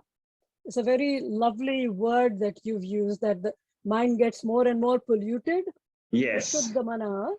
On the other hand, if we consciously go towards refining this, where we are living as a Samskrita Purusha, or the refined or the cultured one, the mind is getting Shuddha Manaha. Correct. Or also you said Shuddha Sattva, which is even better. Yes. It is helping my guna to change from the tamas rajas to become. In reference to this, I want to ask you, the practices which the karmas which I'm doing now, is it necessarily going to fructify in my next life, or will it actually be showing its result even in this life? Okay. See, this is a question directly about prarabdha karma and sanchita karma and agami karma. Agami karma. Yeah. See, the results, if it comes in the future, it is agami. Correct. You see, it'll come in the future. It'll go and get added to my sanchita, which will again become from there. I have to take out the prarabdha, Yeah. and again it'll come back to another life. So the results, whether of my effort, okay. Today, for example, I chant Vishnu Sahasranamam. Correct. Correct. Today I go to a temple. Will it give me the result in this birth, or it will give me result in the next birth? That question is cannot be answered, because it is a paurushaya. It is not. It is an invisible result. It is punyam and papam. That punyam and papam is invisible. You do not know. It might give me. It can give me this birth. It can give me tomorrow itself. Many of us, because of our small efforts we have put in, because of that, from my experience, I can say it will give me some benefit now. Yes. I mean, you can see it. You can see it. Yes. You see, you can see many people who are in this session listening to me. They have done something, and they have come to the study. In terms of clarity of the mind, in terms of the peace of the mind, so which is really fairly. But then I want to quickly go back. Just allow me to finish it off, which is just really. This is from Saru's. So it was quite. She was talking about day and night, day and night, and the sleep and the wake. I'm talking about something which is described as the dark night of the soul. So once you're on this spiritual path, it almost is really a journey, which is a one-way ticket. There is, I feel there is no way returning back to where I was. I am already on this path, and so that much is in some ways it's a reassurance. But there is this bit of that dark night of the soul. I know what I don't want. I know what I want. And it's still a far way away. So it's a bit of an uncomfortable place, So in terms of how my mind is still not steady. So can I just read out? This is on the despair. Even though I know the truth, I'm not the body and mind, but the pure Atman, the Brahma Swarupa, the Satchit Ananda. Even though I understand within my heart the truth, the Satyam, yet as I wake up every day, day after day, I see my own body and my own mind, which is the devil's advocate, proudly assert, oh, forget it, stay with me. I will take you places. I will give you the joy that you seek. I tell him, go away. I need you no more. I see another light, a luster far beyond your comprehension. The knowledge of the Satyam Jnanam Anantam. In despair, I face myself day after day. The object that is nearest to me, others I can choose, other people, other objects I can choose. But this one, my little self, teases me no end. I hear an inner voice light proclaim loud and clear, ignore this noise of this stupid self, the fool that it is. What shall it know? You shall not stand in the shadow of the. So the command is, don't stand in the shadow of this ignorant fool, your mind, but stay in the knowledge of the Atman that shall shine bright and glorious. These shadows shall be gone. For now, ignore these empty sounds and the monkey tricks of your mind. They are mere phantoms. Why must you pay any heed? Stay steady on your feet with Shraddha, with Bhakti. Simply devote to the cause of the causes, the Brahman. Oh, I hear a promise. One day, the ego will melt. Did you not say this today? One day, the ego will melt. You shall be its prisoner no more, of the little self, the ego. Yeah, fantastic. Have you written this? Yeah, it's just really, because fantastic. as you struggle, it's the easiest way to get it out of your head, because when I feel fine, it's gone out. You know, it's no Amazing, longer. very good. I think it's So excellent. Very well written, very well understood. It's it's a very the deeply expressed thoughts in your mind. Well done, Shama. at the positive level, what is very nice is the voice of the Brahman. If we listen hard enough, it is always there. Yes. Yeah. Is always there. Just keep listening, it will come, and then you'll feel so happy inside, you know. Yeah. See, the feeling of happiness will come. It reminds me, allow me to say, this was this movie made Beautiful Mind, which is actually a true story. Yes. About the Oxford professor who had to struggle because he suffered from schizophrenia. So he used to get this phantom reality of this, and it was a real struggle for him to live in his life. So although he had the brilliance of his mind on one hand, very mathematical genius he was, but on the other hand, these plagued him, these unreal realities, you know, about his own self that you see. So ultimately in his treatment, this is what he found, that he has to ignore these phantom images. They will come, but just don't pay any attention to it. So today, it somehow just felt that lots of these doubts and whatever they are because of your prarabdha, it will just not quickly go away. Yes. It will keep coming, but I must not worry about it because just ignoring it is the only solution. Correct. Yeah. Very good. Well done. I think that beautiful mind, I'm sure he has realized what Upanishads are telling him, you know. It is, you see, look at it. You see, that is his prarabdha. You know, through his own schizophrenia, he could understand something beyond his mind. Yeah. Which is amazing. Which is exactly, you see, this is exactly how prarabdha works, you know. Yeah. Okay. Dr. Ramachandran, the neuroscientist, he also talks about this, the consciousness which is beyond what we understand, and it actually creates these phantom things as well, you know. So yeah. Very good. So yeah. Thank you, Shama. But you have something? Namaste, Hari Om Shikati. Yeah, tell me.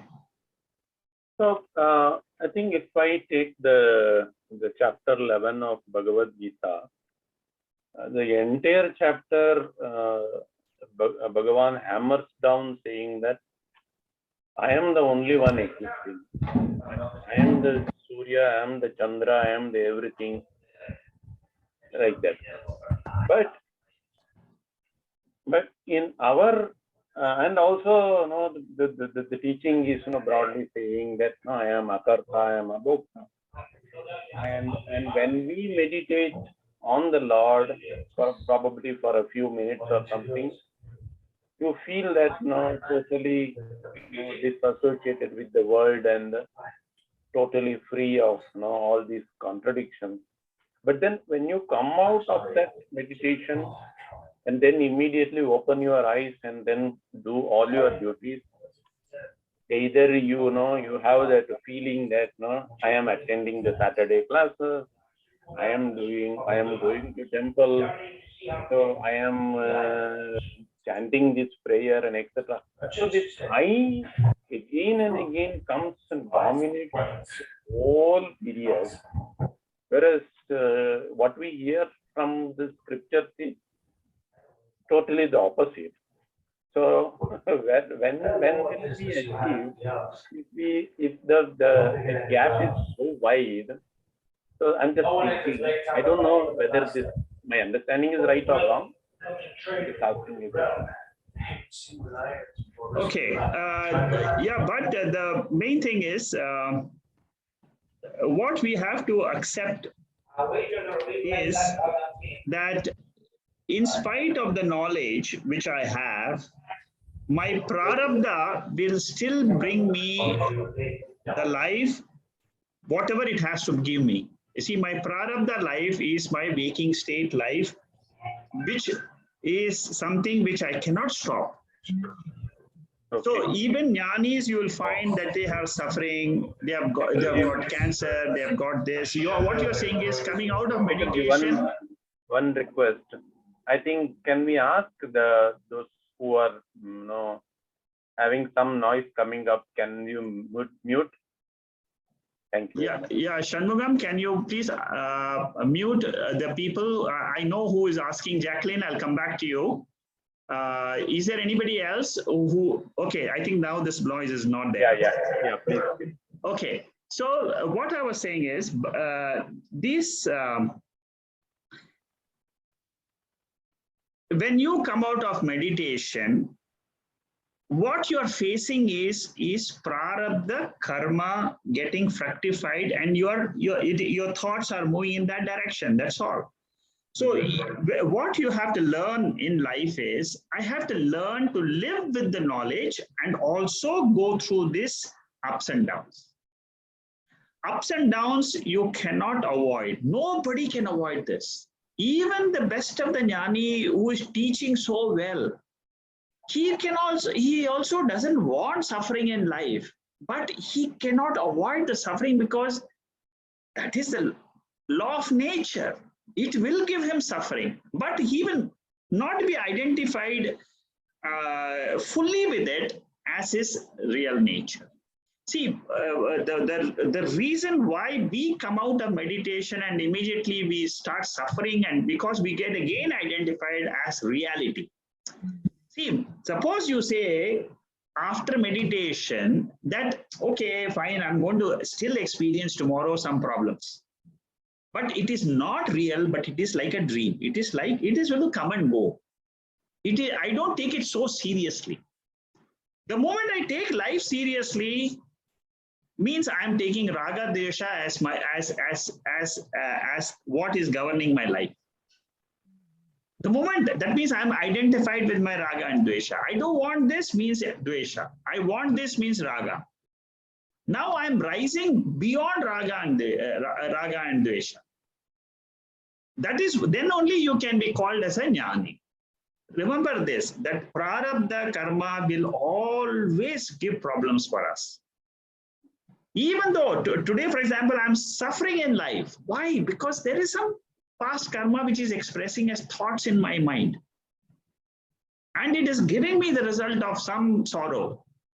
But that sorrow is not going to be permanent. It will go away. After 1 week, after 1 month, after 2 months, this will go away. That is the conviction I should have, and just keep leading the life with full of conviction that whatever the scriptures tell me is the truth. Keep reminding your intellect again and again. Let that spark grow. We have to let that spark grow again and again. The moment we do that, we will be able to come out of it. So it is only a question of building up that faith and conviction more and more, and keeping the experiences at the body-mind level as a passing phase. It'll go, it'll come, it'll go, it'll come, it'll go. All right? Okay. Jacqueline? Yes, Mr. Shekhar. Yeah, tell me. You just answer what Bart was asking, which Yes. it was in my mind also. That's inevitable. Whether I'm here asking you the question, it just happened. Not that, I pre-plan it, right? Yes. Yeah, that's what. So even if we went through the meditation, we might be calm and cool for a while, but then it can be very overwhelming if something that is really disturbing, but can't help it. You still have to accept and move on. Yes. Maybe like what you say, we chant on the Om, then it will subside the whole things to be happier, Jacqueline as a human being. Correct. Yeah. So that is what it is. According, just now, Shama was saying the beautiful life, and also there's one magic, whatever. The reason is we can talk about it during this time because we have listened to you that spiritually. In fact, you asked me today if I'm spiritually, I still don't know what is spiritual and how I was brought into this area, So yes. it's very interesting, in terms of spiritual, whether if it is spiritual, what does that mean? Am I supposed to get rid of all the world items? No, right? Yes. Yeah. Correct. You see, there is a law of karma which brings us together. You see, there is some law of cosmic cycle which brings us together to this knowledge. That's all. Yeah. And then we learn from that knowledge what is the truth and what is false. And the more we apply the knowledge, the more we'll be happy. Yeah, but the knowledge is also it came to us that they are looking for me, not that I'm looking for that. Right? Of course, after they look for me, I feel yeah, I'm learning, and therefore I keep on going, right? Correct. Yes, you're right. Absolutely right. Okay. I have another question where the earlier speaker was talking about waking up and sleeping. So yes. Is it correct that to say that every day you wake up, every day you sleep is a life and death kind of situation, and every day is a renewal day? See, it's like this. When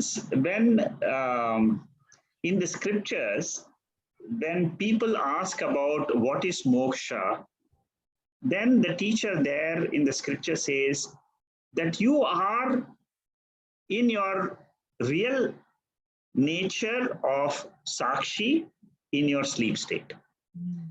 If you are convinced of that, then what will happen is the day when it comes tomorrow, you will say it is another appearance. You see, the point of reference is that sakshi.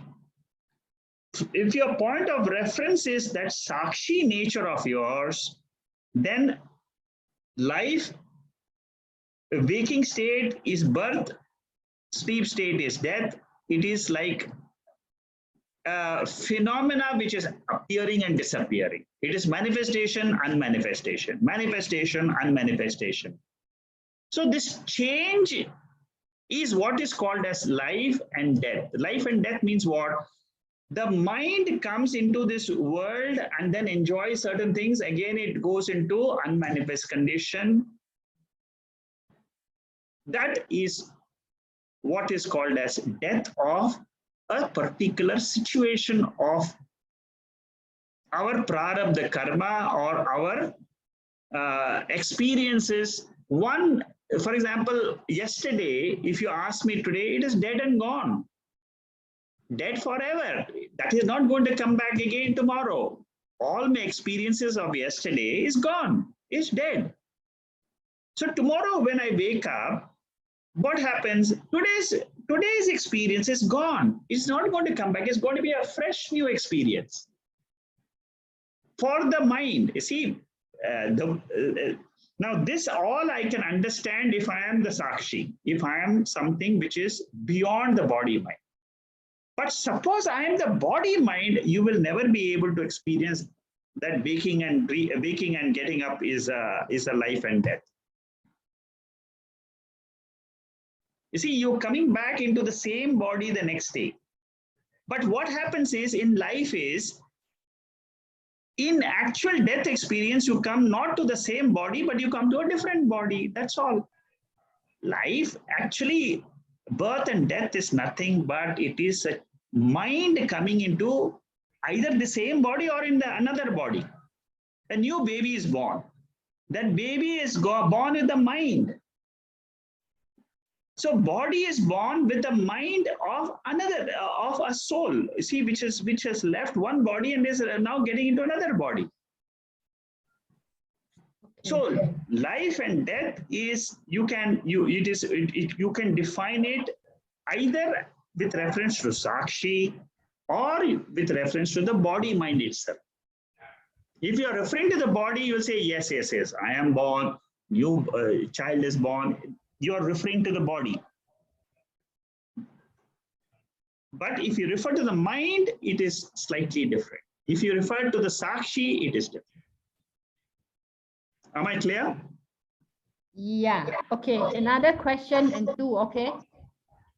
If we are the body and the mind, we have past and future. So if we are now I'm talking to you, now I have to be happy, now. And the silence, and how does that I mean, in English, I know what now is and what silent is lah. But I thought I have heard you before. I just want to re-hear what you want to say. Yeah, see, I was also saying that imagine a situation when you're not identifying with the body and mind. Then you're not concerned with whatever is what we call it as the world. So then you are in your sakshi, you are living as pure consciousness. That living in pure consciousness is called as living in now. That is what Eckhart et al. Is trying to explain in every divine quote which you put in the divine quotes column. What he's saying is you live the life of consciousness. Don't go into your past, that is your mind's imagination of the past. Don't go into the future, it is again mind's imagination of the future. When the mind is not projecting the future or regretting the past, you can make that mind remain calm, peaceful in the present. This is possible more if you have the knowledge of the Veda, because the Veda tells you, it gives you a methodology, it gives you a technique, it gives you the knowledge, it gives you a complete program to live in the now as Sakshi. You see, in Kaivalya Upanishad, that's what we are studying. Kaivalya means what? Living in the now. Eckhart is not using the word Kaivalyam, but he is meaning Kaivalya, which is what you are putting every day, and everybody loves those divine quotes because you are talking about, he's talking about the same principle of pure consciousness. Am I clear? Yes, appreciate. Yes, thank you. Thank you. I'll come back back to you. Preeti, you had a question? Yes, Shekharji, very quickly I wanted to ask, although I understood quite a lot from our discussion, that you mentioned, right, thoughts, papam and punyam. So is there a way we can work around that, or we just have to equanimously bear or live with those thoughts and exhaust that? Or Okay, we can very do good. Shravana, Manana, Nidhyasana. I've understood your question. You see, the papam and punyam, there are two types of papams which come to us. One is called as durbala papam and prabhala papam. Prabhala means strong. Durbala means I can get rid of it. So there are some thoughts which I can get rid of it by doing something else. For example, pratipaksha bhavana. Pratipaksha bhavana means I bring the opposite thought. Whatever that thought is coming in me, I say I am not that. Suppose I become jealous of somebody. Immediately I bring the bhavana, opposite bhavana. I am not jealous. I have compassion for that person. Now, this is a very simple example, but the steps we take, for example, japam. Suppose we do Parayanam. Parayanam means recitation of some scriptures.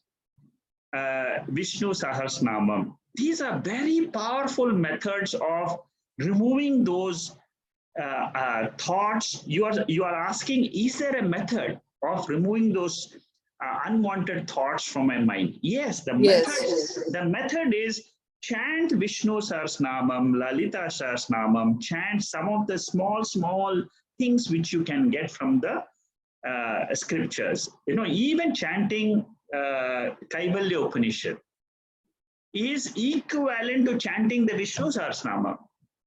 It is.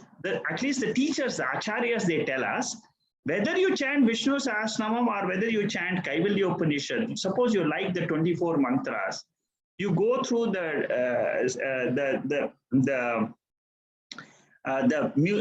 audio which I have circulated, and you learn it by heart, you learn, and then you keep chanting it.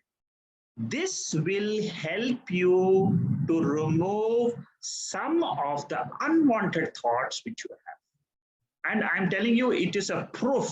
I have seen a lot of people who have got a much, much peaceful mind purely by chanting of the scriptures. Many people I have seen, whether they chant Rudram, whether they chant Lalita Sahasranamam, whether they chant Vishnu Sahasranamam, I find that before they started this and after they have done this, I have seen a big change in them. So these are small things you can do. Either you can do some chanting, or if you like meditation, you can do some simple meditations, like 5 minutes meditation. That will also get rid of some of your papam. Papam, as I told you, is only thoughts. Yes. We all don't know what are these thoughts, how the thoughts come, how they disturb me, what is the remedial measure to get rid of these thoughts. We don't know. See, that is the biggest problem for the entire human beings, you know. But if you come to the scriptures, they will tell you a lot of methods. Whatever you like, you pick up. Small. You can make a small effort. It will give you reward. 100% you go with confidence. Yes, let me just try this out for say 1 week, 2 weeks. Give it a try for 2 weeks, 3 weeks. You will really feel some benefit out of it. Okay, Preeti, thank you. But you have there something? Yeah, thanks sir, for asking. So no, coming back to my earlier question, it was not related to the pain of the life. It has nothing to do with that. I was asking, after the meditation, we come into the normal world. The dominance of the I factor, the I with the lower I, is so dominant, whereas the scriptures are teaching focus on the bigger I. Sakshi I. That, yeah. So that, how come and it's because, and then also the scriptures teaches saying that we are akarta and abhokta based on the bigger I. But all the while, if you ask me immediately, what are you doing? I will say attending the Saturday class. So which means it is the small I acting, forgetting about the bigger I. And if you ask what do you do on a regular basis, if I say I'm going to temple, I am doing Parayan, or I am doing something, so then all of them are again and again circling back on the lower I. So and then we are just wobbling around that. So is this something, is this right, or otherwise am I bridging the gap, or otherwise the gap remains as it is? So such kind of a question is coming in the mind. That's it. I'm not concerned about the ups and downs of the life, because yes, I understand that the prarabdha karma phase and they are come as a waves and goes. I'm not bothered about that. I'm seeing why the I, which is the smaller I, is predominantly dominant and makes me utterly forget about the big I almost all the time, except probably for the smallest moment, probably in the moment which is the meditation, which is few minutes only.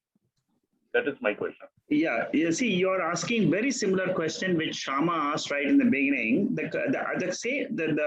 thing is, this is answered. This particular problem is answered in Panchadasi. Is a text which I'm taking in the Wednesday classes. The same question was asked by the student to the teacher, that I have this knowledge from the scriptures, but I am not able to hold on to that knowledge for a long time.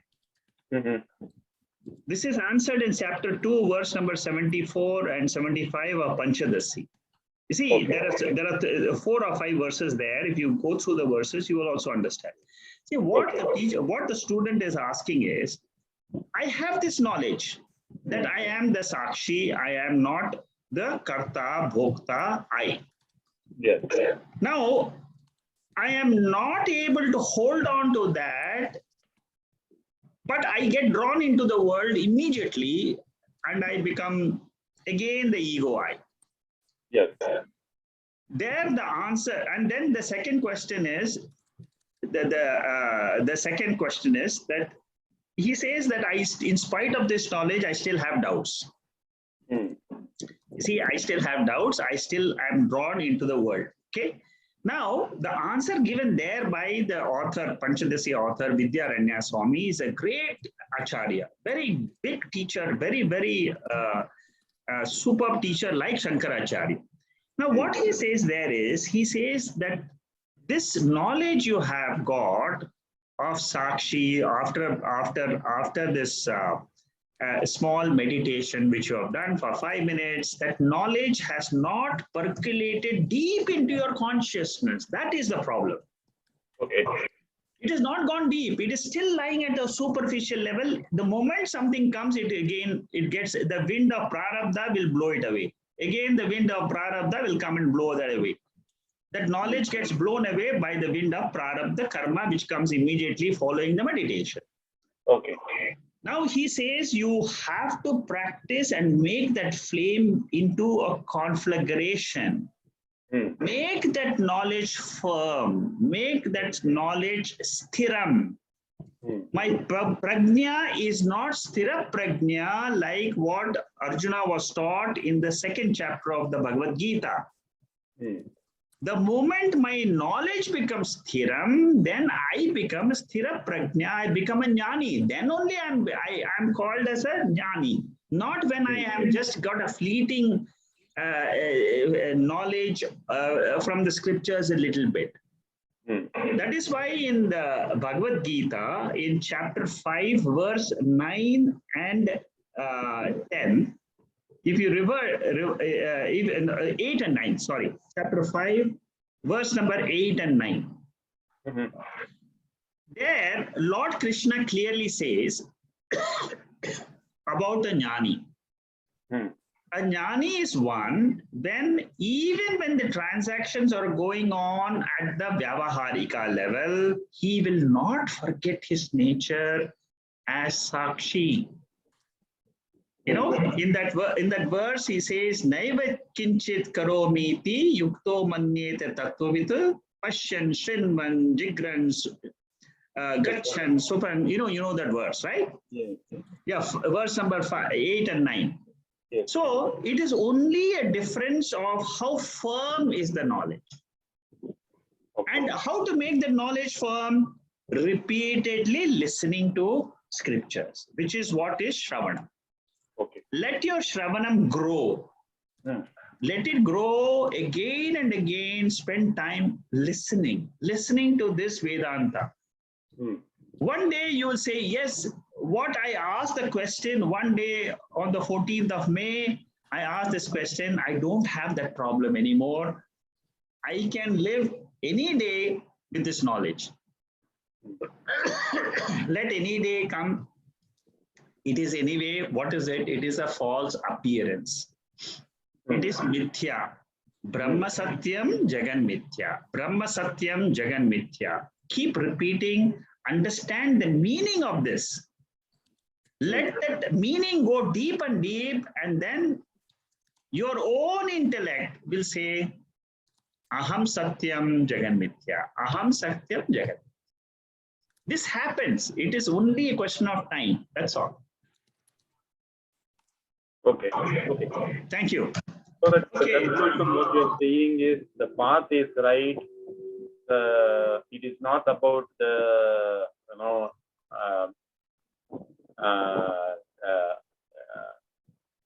progress is on the right path. It is just that I am at the beginning stage, and due to which these experiences are looking like daunting, whereas yes, once you are right.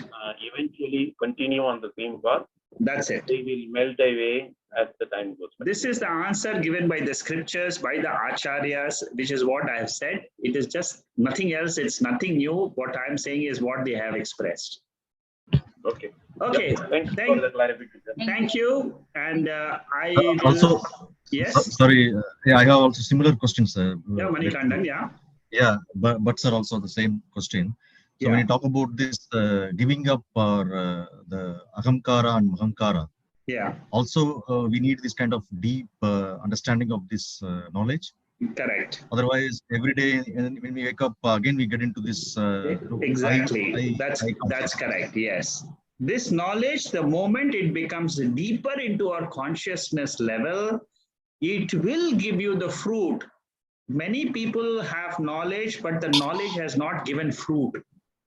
The fruit is when I say that the ahamkara, mamakara lifestyle is an appearance, exactly like the dream came and went, this day will come and go. The 14th of May has come and gone, 15th will come and go. But who is remaining? The non-changing I. The non-changing I is the Sakshi. It has not changed. It is only showing me the world. And again, in the world is going into unmanifest in the sleep state. So manifestation and unmanifestation of the world, why should I take it as real? It is only an appearance. I am the Sakshi.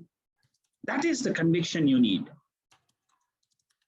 It will come. The knowledge has to be very strong and it will come to you. Keep listening, let it come. Whatever Upanishad is there, just listen. Slowly what will happen is the mind gets rid of all the questions. All the questions will disappear. And you yourself will say, oh God, this is what they were saying right in the beginning in Kaivalya Upanishad itself. You know, I don't have to wait till Mandukya and all that. You know, I've got it. See, the most important thing you should understand is manifestation, unmanifestation is a phenomena which is happening every day in my life. I have no control over it. I am not the body and mind. I am a Sakshi. I'm a witness to this phenomena. It is happening. It is going. I know unfortunately, I have taken myself as the body and I'm suffering. Tomorrow also, again, the manifestation will come. Again, I'll get caught. But then, you see, you cannot stop the cycle because that is the law of karma. The body is born, body will go and live another 5 years, 10 years, 20 years, 30 years. It will live. That is the karma of the body. It has to go through this karma and then it will go and then it will not take another birth because the ego has already got dropped off. Because it is no longer thinking that it is this body. That's all. That is what is called as moksha. Very simple. Thank you. Okay. Thank you. Thank you, Manikandan. Thank you. Okay, it was a very interesting 1 hour talk today, our discussions on all this. The questions were excellent, very deep questions. I've never had such deep questions in my discussion forum after the class. Shekharji, one last. Yeah, go ahead. Who is that? Murli. Yeah, Murli, go ahead. Tell me. Yeah, in mantra number 4. Yeah. Right, which you explain in detail, we have been born here in the samsara and we have been called as a jiva. Yes. So apart from jiva, we don't have any role in the standpoint of scriptures. We can't define ourselves other than a jiva. So I'm not able to understand. So whatever realization we get, that can be got from the jivan mukti point of view only. And no other realization should be possible. So can you please tell me if at all, if there is any other method of realization other than Jivan Mukta, how does it fit into this mantra number 4? Okay, your question is very simple. Am I a jiva? When you say jiva means the ego I. Ego I is the jiva. Today, you have no comprehension of the Sakshi I. Sakshi I is the pure I. You are referring and asking this question as a jiva.